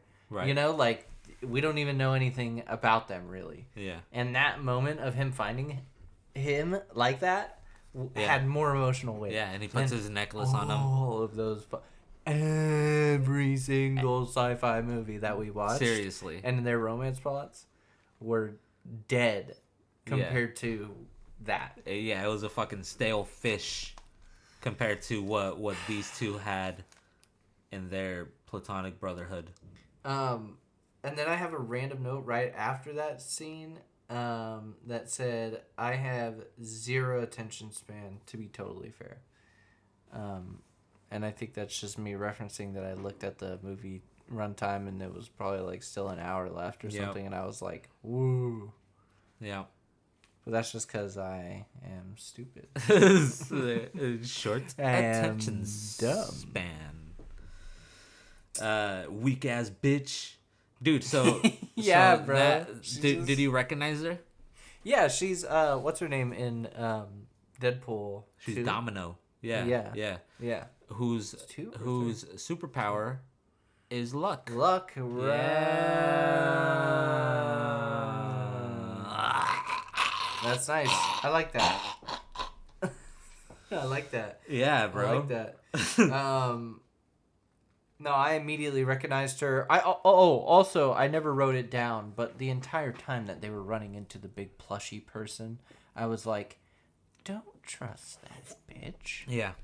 You don't trust the cute pink thing that just so happens to be on the train full of hitmen. Right. Have you ever played a hitman game? Yeah. Have you ever seen how fun it is to go walk around as a clown at a birthday party and kill your target? Or, I don't know, maybe it's like a Halloween thing and you dress up as like a fucking dinosaur and you pounce on top of them like a dinosaur and murder them, and everyone's like, "Oh, it's like a haunted house," and no one thinks it's anything. Like, of course, that's what someone would hide as. I didn't trust it at all. Every single time I saw the thing, I was like, "That's another hitman, dude. That's another fucking assassin." Yeah, for sure. Fucking... I mean, especially with the maybe like second or third time. With the case, it grabs the case. And it's like, all right. Oh, like, it did grab it a couple times too. Yeah. Even excluding that. Yeah. Though, at that point, I was like, dude, I just don't trust it. Yeah. At that point, it's like, well, there were passengers there. Pull out a gun and just shoot it. Hey, that is definitely something you could do. It turns out that it was the fucking Hornet. It had venom on them persons. Yeah. He freaking uses her hand to inject himself with the antidote. Oh yeah. I like that whole thing. It was a good choreography. It has some good. That. Well, I mean, yeah. Like I've seen that scene clipped up in a YouTube short. Yeah. Interesting. But just that scene, that's an example that I could give when you mentioned it to me. I was like, I mean, I've seen clips of it, but I've never seen the movie. Yeah. Her death was pretty funny, and he's like, "Oh, you should be better prepared." I'm mansplaining. I'm sorry. Yeah. Dude, can I get you a water? You want water? Do you want me to hold your hand? I think that's why I wrote this. I just put "goddamn it, Brad Pitt." I think that's probably what that's referencing. Yeah. Him being like, fucking, I'm mansplaining. Yeah, that was funny. Let's see. And then he's talking to his handler, and she's like, "Are you on the floor, in a fetal position?" Yeah. Like I'm not on the floor.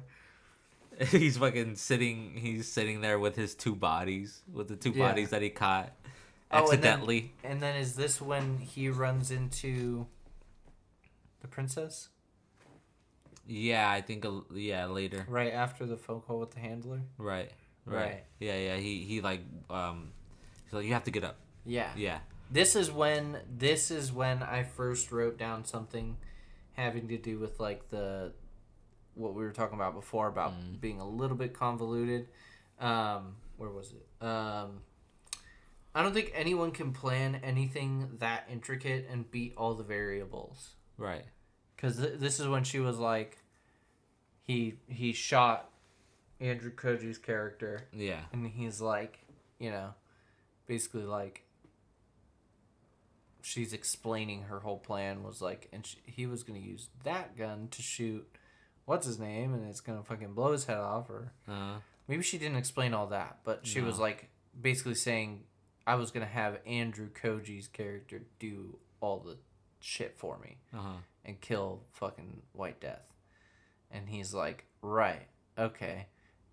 I'm like, there's no way that someone could plan all of that out with all the perfect variables. Does she tell Brad Pitt? She just tells him not the intricate details, but she just tells him, well, you just fucked up my plan by shooting him because I was blackmailing him to go and kill the White Death at Kyoto Station. Shit. I missed that one. Yeah, she mentions that right there to him. Yeah, right after she kills. Yeah, because she's already explained that was Andrew, her plan to Koji. Yeah, but with Koji, she explained he was there in the bathroom with her, and he had the gun, and she was like, she basically alluded like, if you shoot me with the gun, you're gonna fucking kill yourself. Yeah, because it's a trap gun. Right. And so now he knows that. That's why he didn't shoot Brad Pitt, because the gun would have backfired. And he also saw that the case is rigged with an explosive. Right.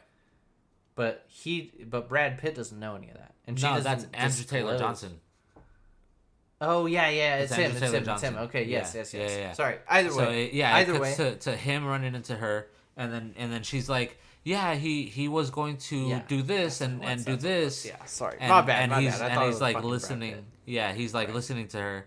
And she's like, oh, I have wire, and we could like close the thing or whatever. Yes, she's trying to trick him. And then he's like, okay, and he gave you his gun. Right. Yeah. Right, and he, what did he say? But he sees the she like turns around at that. Yeah.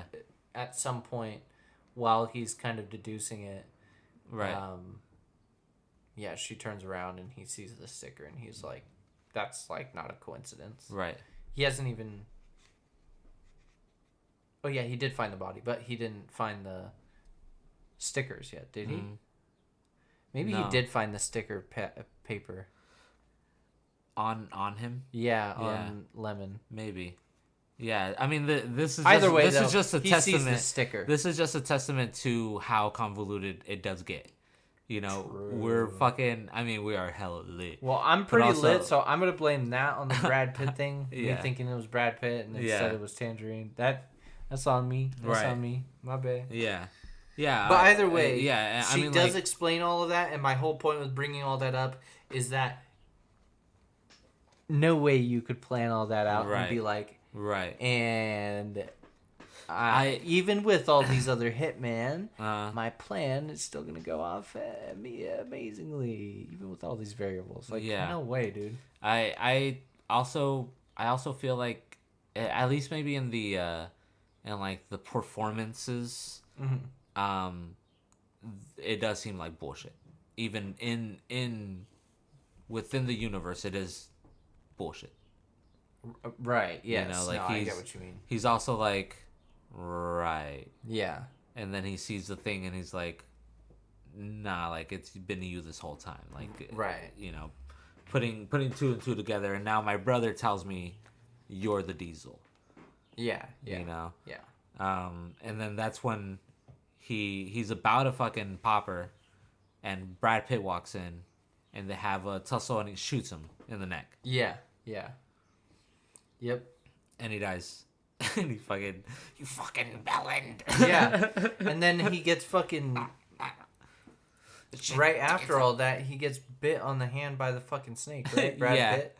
Yeah. Well, I was like, holy shit, and Brad Pitt's just dead now. Completely forgot about that. Yeah. And then he comes back later on and he sits down and he's like, "You're not gonna believe this, but I actually already got dosed up with anti-venom earlier today.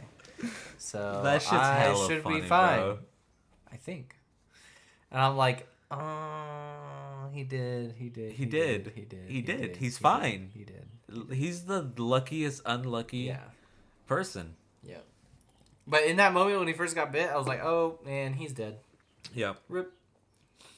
I wrote down the elder comes in, fucking badass. Yeah. Doesn't even seem to care about his son being probably dead. Right. I mean, and he's like convinced that he's not. He's like, I guess. She's like, your son is dead. You know, like he got shot or whatever. And then he's like, he's not dead. Yeah. That's not his fate. I wrote down this quote. Well, this isn't him. Everything else is a pain in the ass. That's Brad Pitt. Right. When he's talking to he's like, dude, what makes you happy? Everything else is a pain in the ass. No, but hold on. I guess I wrote down here. The only thing you know about an old man, young lady, is that he has survived much worse than you. Something like that. Yep. His whole... That's when I wrote down this whole during that interaction between him and the elder and the princess and everything. Right. That's when I had this whole thing where I was like, the White Death is Russian, took over the Yakuza. And this guy was part of that Yakuza. Yeah. But this also happened. Yeah, for sure. And then right after that, I have a nice and clean tying together the various plot lines with the Russian man's monologue. You know, like genuinely a good. Did you recognize that man? Yeah, of course. Michael Sheen. What I will always recognize him from, though, is I want to say it's a movie called Bug. Bug. I don't think I've seen that one. Michael Shannon is his name. Yep. It's this movie right here. Rundown desert motel, Agnes, played by Ashley Judd, begins a tentative relationship with a newcomer named Peter, Michael Shannon. He has a strange charisma, one that offers fearful and unstable Agnes a flicker of hope. And when Peter reveals that the military deliberately infected him with a bug and that he has tiny insects crawling under his skin, paranoia begins to envelop the desperate pair. It's really a movie about, like, just two fucking crazy people losing their fucking minds in a goddamn hotel thinking that bugs are crawling under their skin. That's crazy. He's ripping his teeth out. That's crazy. And doing crazy shit like that. Yeah. So putting, like a horror. Tinfoil all over the wall. Yeah, but like psychological horror. It's all in their head. Yeah. It's all taking place in a motel. I love psychological horrors. Pretty good movie. Freaked me the fuck out as a kid. Yeah. I believe that. But that's always what I associate him now with, is 2006 Bug. I don't remember if it holds up because I've never really watched it again, honestly. But yeah, I feel that. I mean, he's a really good actor. Yeah, I can see it holding up because he's such a strong actor. Yeah. I recognize him from Kangaroo Jack. Was he in Kangaroo Jack? Yeah, he was like one of the main villains. Okay. Bro. Yeah. I also recognize him from Boardwalk Empires. He plays also an IRS character. Who ends up going bad. Oh. Yeah, Breaking Bad. He breaks bad. Yeah. He's also, he says, "I will find him." Oh! In Man of Steel. Oh, right. I remember He's that line. He's freaking Zod. Yep. Big Zod boy. Yep. He was a really good Zod, I think. Yeah. He's a great actor, genuinely.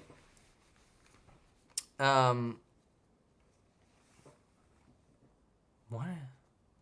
Oh, never mind. I thought that said something else. Whoopsie. Again, this is when there's like this big fucking battle happening now with a bunch of members of the Yakuza and shit. And they're like on top of the train, and the train is now racing down the track and everything. You know, there's guys on top of the train. Yeah. While it's taking off. While it's going. Yeah. They're lucky that they died by bullets. You're just standing on top of it, like going casually. 200 miles an hour. Casually. I mean, you know, like... Bro, people get swept up by wind 80, 90 miles an hour. They're dead. Have you seen The Wolverine? I like that. I like that that sequence. Ages ago. I've only seen it once, maybe. He has his claws in the... Oh, okay, yeah. And he like lets go to ride the wind to stab a dude. I remember. He. But that works though. They're fucking making sense of it. Yeah, because they have to stab into it to keep. This their doesn't shit. This is like whatever. Yeah, it's just a small thing. Yeah, just a small thing. The bisection through the train roof. Brutal. Was insane. Brutal. But good. Cool. Yeah, but I was like, that was crazy. Yeah. Yeah. For sure. That was probably the most brutal kill. Yeah. For sure. And freaking Tangerine dies. Lemon wakes up. Dude, and he like freaking sees his necklace. And he just knows. He's like, "Where's my brother?" Yeah.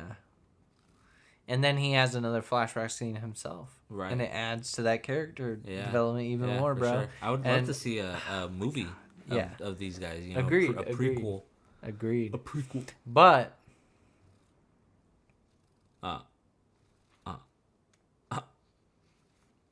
crazy that happens, and it has like more emotional weight than all those other sci-fi movies and their romance relationships. And seriously, bro. Sorry, I'm just harping on that again. Yeah. I mean, it's true though. Like, if it, my opinion though is like, if it just doesn't serve any purpose in the story, then don't put it in. Don't put it in there. And this served a purpose in the story. It'd be like if my short story, I was just trying to fucking just throw in a romance plot. Yeah. Because why not? Focus.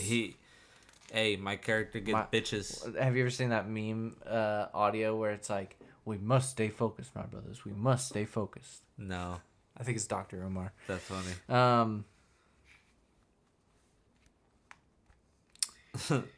Bro, you aren't surviving a 200 mile per hour bullet train crash derailment. Just not happening. Oh, that's like in any reality. Yeah, you skipped so much. I know, but it's just because it's a lot of action. For sure. I don't have much to say because all the action was solid. It was pretty solid. There is no action moment where I'm like, that didn't make sense. Right. There was also some realistic henchmen. Yeah. I mean, if we want to get fucking nitpicky, the bisection through the roof, could you really smash someone's head through a roof like that? Right. Through a window? On a bullet train. On a bullet train. It's probably some pretty thick glass, that's probably bro. some thick glass.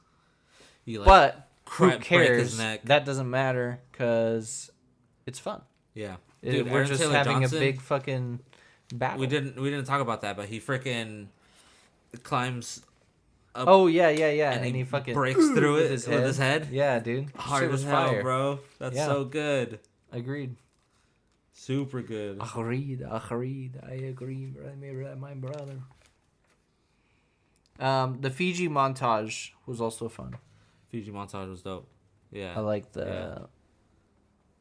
It has rolling, and it wasn't that like long, but it was like what, a minute? A minute 30, if a minute, you know, like if that. Yeah, that was really good. I do like that one. It has like a whole steady. Yeah. Whole steady cam. Yep. I do like the. I don't know, just because it's all Japan and all that, you know, but like also it's white people who took over the Yakuza. It does just have like a huge Kill Bill vibe. Oh yeah, for sure. Like the White Death has big vibes with the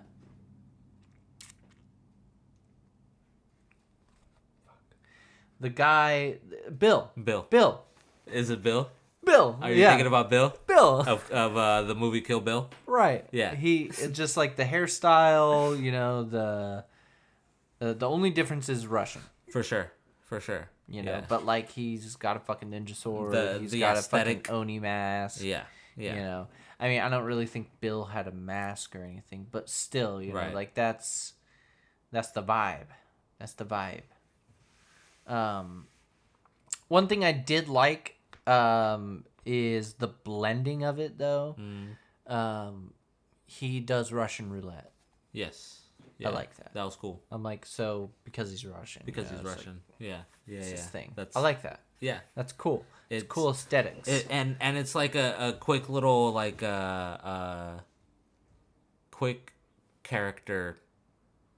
It's a good way just to add character. Yeah, you know, like it's just something small, but it's like, you know, well, we're trying to establish that he's Russian, but he's taking over the Yakuza. Okay, well, he did it through, like, fucking fate, basically. Right. Which, bro, you go watch any fucking old movie from fucking, like, Kurosawa shit. Yeah. Bro, you could argue a lot of those movies have to do with fucking fate. It's about fate and destiny. Meeting and your you know, like fate. Rivals and shit. Yeah, for sure. Exactly. So, you know, maybe some Yakuza shit like that could happen where some fucking big ass fucking Russian mob boss comes through and takes it by right of combat, you know? Right.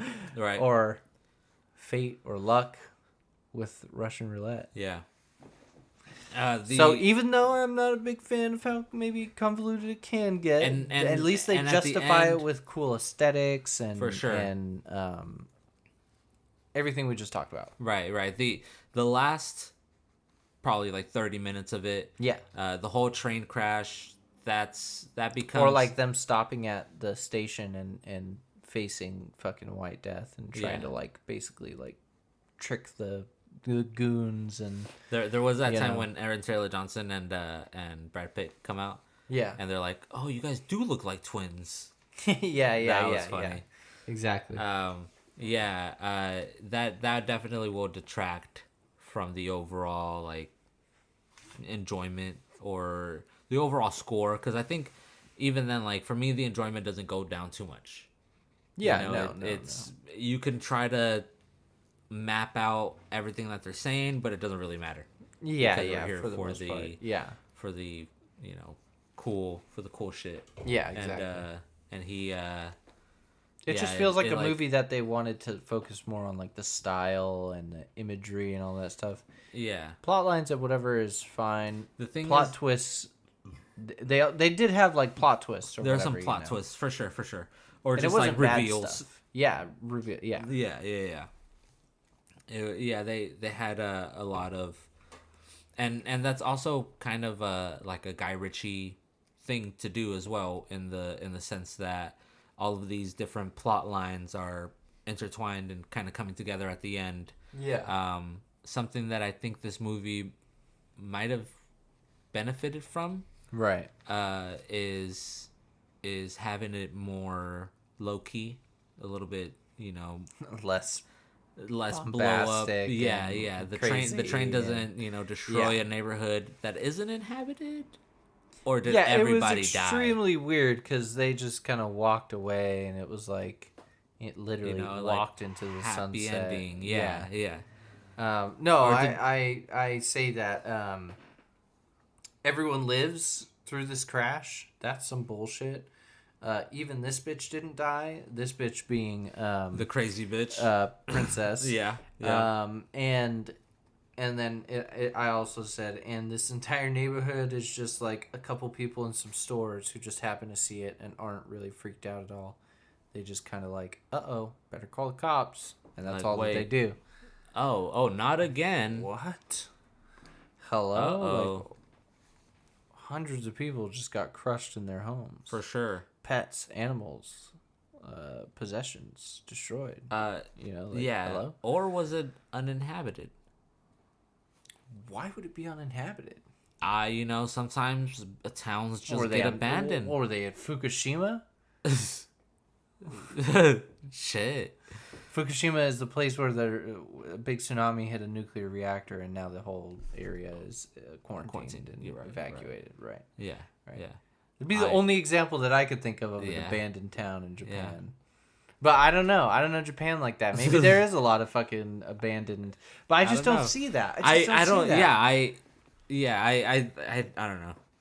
That was one thing that I thought of. And the cops did come pretty quick. Like, they're from that town. Like, it was like 2 cop cars too, and like a ambulance. I was like, what? Hello, FEMA? Like, what do we do? Whatever your guys' form of FEMA. Right. This is like a terrorist attack. Basically. Yeah, you should call the government, I think. Yeah. For sure. Overall, though, I think that it kind of falls off. I literally put better than Jupiter Ascending towards the end. For sure. Yeah, don't call me bro. I was like, that's funny. I like that. And he delivers those lines so well. That reminded me of his, I will find him. Yeah, okay. Don't call me bro. And then he gets self-blasted. Yeah. And then that's what I do every night. And then the girl gets fucking hit by a fucking GTA'd. Truck. Yeah. What I do to GTA pedestrians. Hell yeah. Seriously. With a tangerine truck. She got turned into a fruit. She got as opposed to a vegetable. A vegetable. Yeah, for sure. What, fruits die? No. Like, it's the same as a vegetable, but it's really a fruit because it was a tangerine truck driven by a lemon. So she got turned into a fruit. That was kind of a visual bit. A little bit of a visual bit. I see. Do you get it though? Yeah. She got turned into a fruit. She got to a fruit for sure. Right. I did just want you to explain it. Yeah. Yeah. Oh man. I said it kind of fell off towards the end when it comes to CGI. I noticed. Yeah, for sure. Specifically, I thought when I like he was like flying through the fucking train, Brad Pitt, it just looked a little odd. Right. At times. Yeah. His face in particular looked sure. like it was AI transplanted or something. Yeah, posted onto not his... actually, but it just looked wonky. Yeah, just a little weird. Posted onto his 3D model. Yeah. Yeah, and I looked at Ivan, and we both agreed, Blender. Yeah. Yeah. Exactly. For sure. So I did end, hear some stuff like that happened. But I did hear that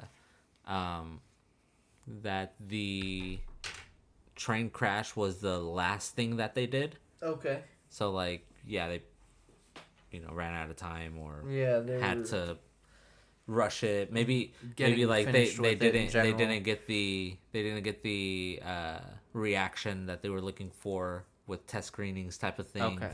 Right. Something like that. So it kind of. But yeah, also what you said. It got derailed.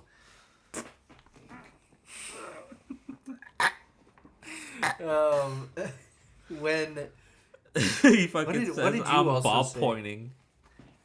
Ball pointing. Yeah, and he's. Oh yes. He's like, yeah. Can I find a? I was gonna say that too. Some sort of toilet. I forgot what he said. Yeah. Ball pointing. What did he say? Sorry. I don't remember what he says about that, but yeah, ball pointing. You were saying at the end. Fuck, I can't remember. It was something about, or maybe I was saying it about like it just kind of has a weird little ending. Like it's just like a weird ending where it fucking.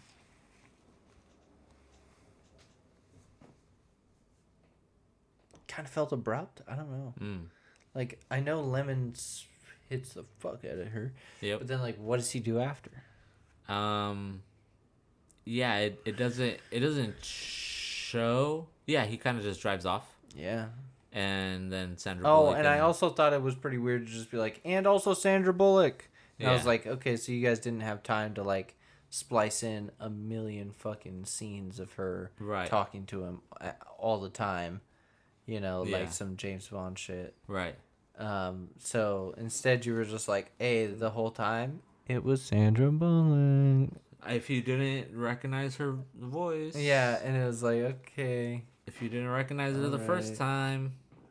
Yeah, she just shows up with like a silly haircut, to be honest. Car. Like, okay. Yeah, a silly haircut in a car. She just shows up in an Audi ad. She shows up in an Audi ad. And it gets wrecked right after. Yeah. Is it an ad if it gets wrecked? I mean... It got pretty fucked up. But just the way that she came in parked, it was like, oh... Yeah. That's Logo out. That's a clean Audi. Yeah. I mean, even the Corona earlier, Ivan said, oh man, did I write Corona it down? Beer? He said...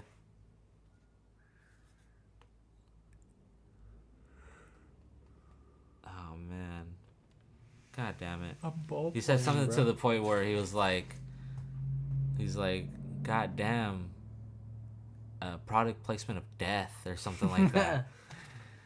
Ball pointing is so crazy. Ball pointing is crazy. I just keep thinking about that. That's funny. Fucking crazy. Well, I've always known prairie dogging. Yeah. I've also heard the snake playing peekaboo. You know? Yeah.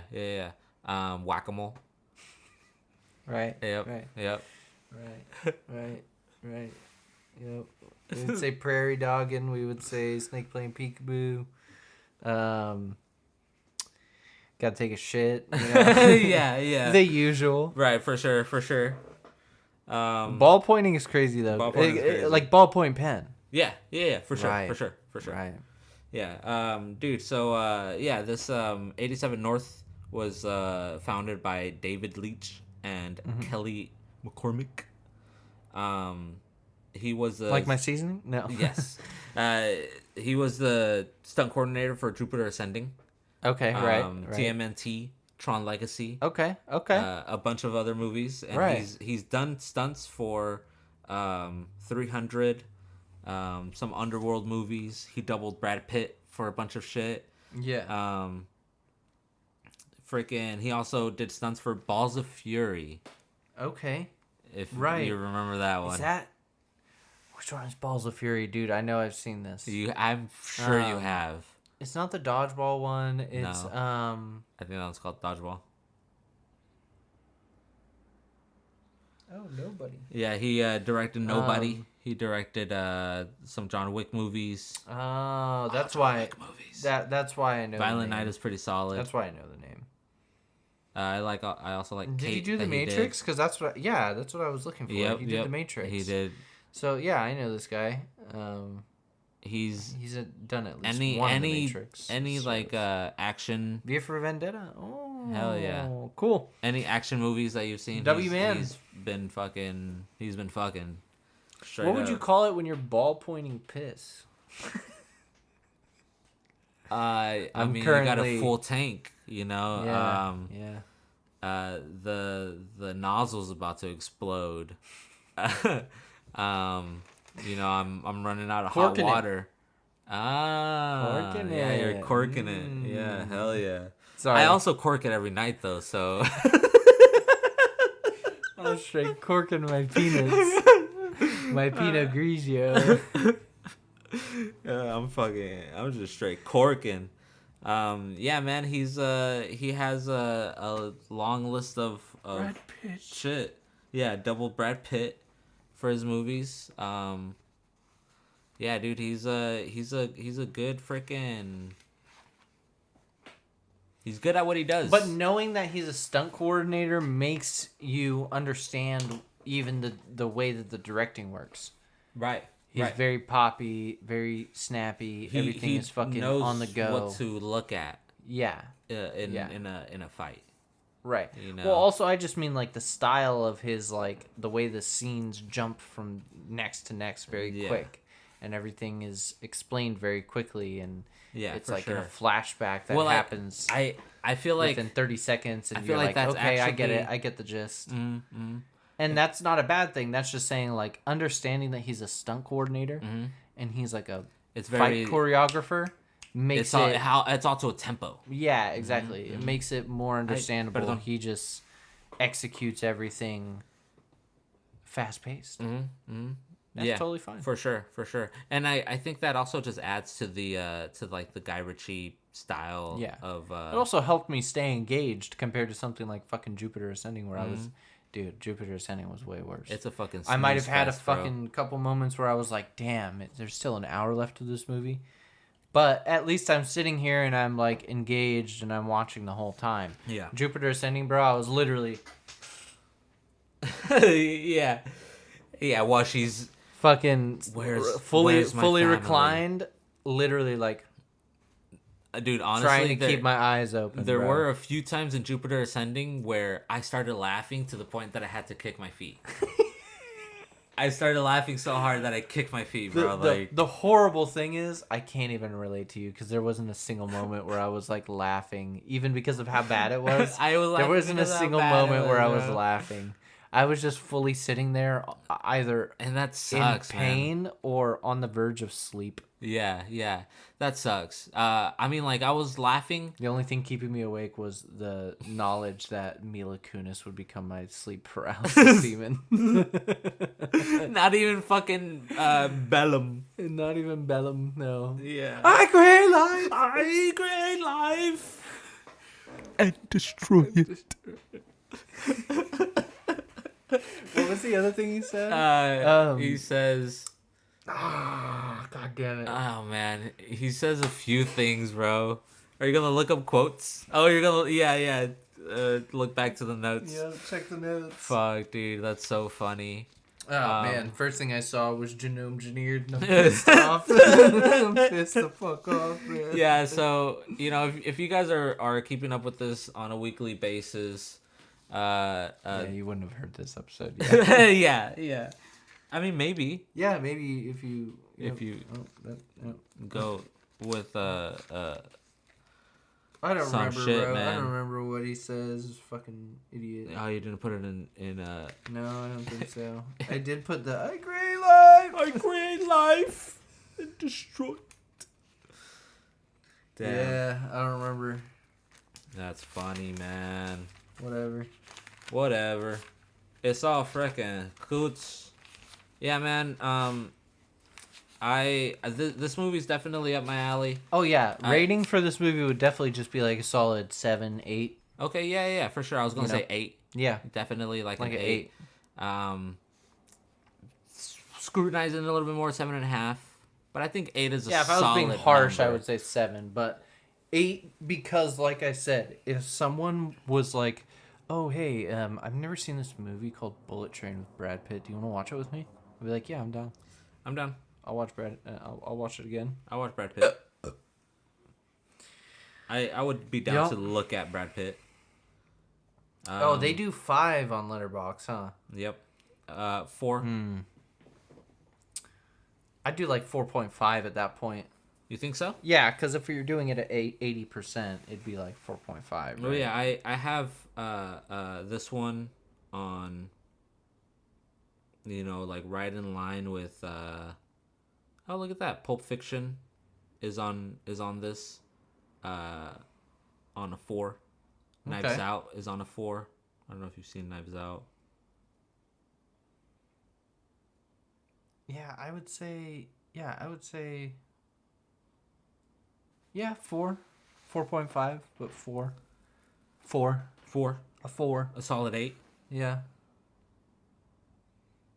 My brain always just goes to 8 out of 10, bro. I don't like 5-point systems. Yeah. Like yeah, that. same. I feel like a 10 is a little bit more robust. Yeah, but I guess you can still translate it, right? Like you could just like a 9 ratio. is a 4.5. Yeah. Yeah. I guess. But it kind of takes away from it though, almost. Because I don't like doing 100% either. I don't like doing, being like, the tomato meter, it was a 70%. I'm like, shut the fuck up, bro. Yeah. It was a 7.5. Wrong. Okay. Wrong. It wasn't a 75%. It was a 7.5 out of 10. Okay. Yeah. And I don't know what it is in my brain, but I'm like, I feel like I can be like, the reason why I land on 8 for Bullet Train is because it's not something that I would consider a complete masterpiece 10 out of 10. Mm-hmm. And it's not so fucking terrible that it deserves to be a 5 or lower. Right. And I also find rewatchability in it. So it has a strong cast. Mm-hmm. It has good jokes. I found myself laughing or being interested in the fight scenes more than... Okay. Sorry, I've never seen this. I don't mean to distract you. Continue. I can explain this. But yeah, that's pretty much it. Like, there's so many things that basically, bring it up to like an 8, 9 out of 10, 8. For sure. I feel that. I think for me, I can't pass it further than an 8 because the landing.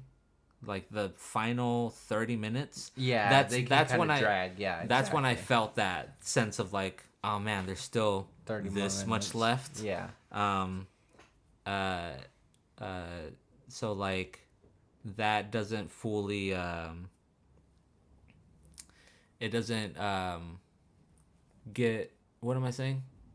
I can't push it further than an 8. A 9 or anything. Right, yeah. I got you. And it is still up my alley though. Like it is still something that I'm super down for. Rewatchability. I need to watch this. Also a great movie. Yeah. That's a good one right there for sure. I fucking love this, dude. Yeah. Would that be your like favorite Quentin Tarantino? Probably both parts of them, maybe. No, honestly, Django. Yeah. Django's my favorite. I think Django's would be my favorite, for sure. And then after, probably Inglourious Basterds. Inglourious Basterds would probably be my second as well. Yeah. Pulp Fiction used to be one of my favorites, but over time, I've grown away from it. Just because I think that his other things are... He has improved so much more. Yeah, they have such a more clear story and everything. Yeah. Reservoir Dogs though is one of the classics. It's like one of the best. Yeah, for sure. Reservoir Dogs is actually one that I haven't rewatched. Haven't. Yeah, that's. I maybe have seen it once or twice. but this is like before I was, 17, 18. Right. So like I can't really say if I like it still, but it's definitely one that I remember watching.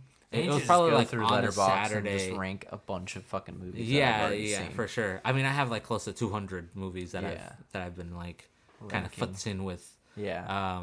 But the style. I've been mentioning a lot of Guy Ritchie.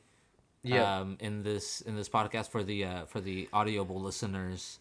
If you guys aren't too familiar, he more recently he has directed the movie The Covenant with John Krasinski. He did what's that movie called? Wrath of Man with Jason Statham. He's done a lot of his movies have had Jason Statham with him. His first movie actually was Jason Statham's first movie. So they're like old school. Got you. The one that I was showing you, Lock, Stock, and Two Smoking Barrels. Right. That's Guy Ritchie's first movie, and before that, I would say that there's probably influence for sure from like Quentin Tarantino, in Lock, Stock, in just like the Guy Ritchie style that I've been, mentioning.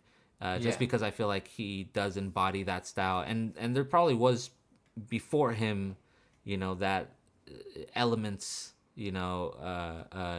before he made movies, he was doing music videos, so it's kind of like it's always to like a tempo, so he has that fast pace. So all of his dialogue is like witty and snappy.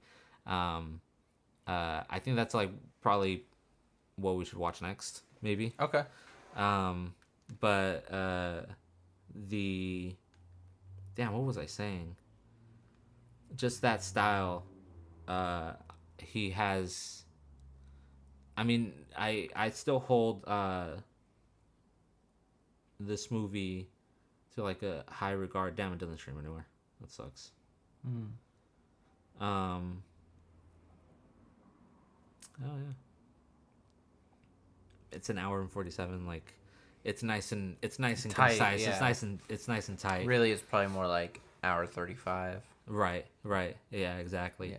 And there have been a lot of different movies that I think I just kind of embody that style. Maybe as a kid, I watched so many fucking long movies like Jurassic Park, Lord of the Rings, Star Wars, all these movies that were like fairly long on their own. Yeah. That definitely... now my attention span is like, if this movie is longer than like an hour and a half, hour 45 minutes, it's probably going to be a struggle for me, bro. Yeah, I feel and that just is like me. Yeah. That has nothing to do with the movies or anything.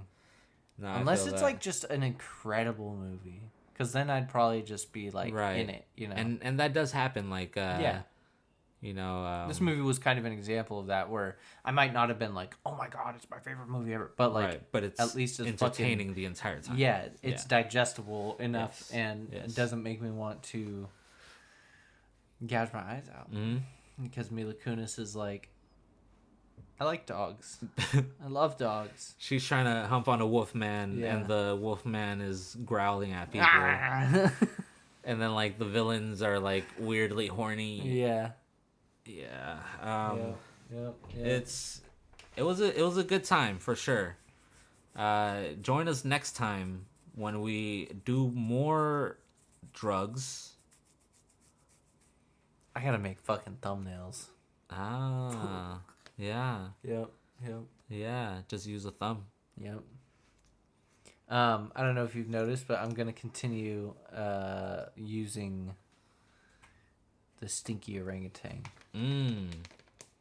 Stinky orangutan for the stinky ones. Yeah. Uh-oh. This is a stinker. Yeah. But I might even just put it on all Warning, of them, no matter stinker. what movie we're watching. Ah. And then he can tell the audience, like he'll be the first look. You know? Yeah. This so one's if he's saying one. like stinky, then it's probably bad. Yeah. But if it's like if he's like you know, it's like, oh, that's nice. He's like smelling a muffin. You know? Right. He's like yeah. For sure. Yeah. So look forward to that. Yep. Sorry. Thank you, Dave. Thank you, Dave. Good luck. Be safe. Adios. Love you. Bye. Bye.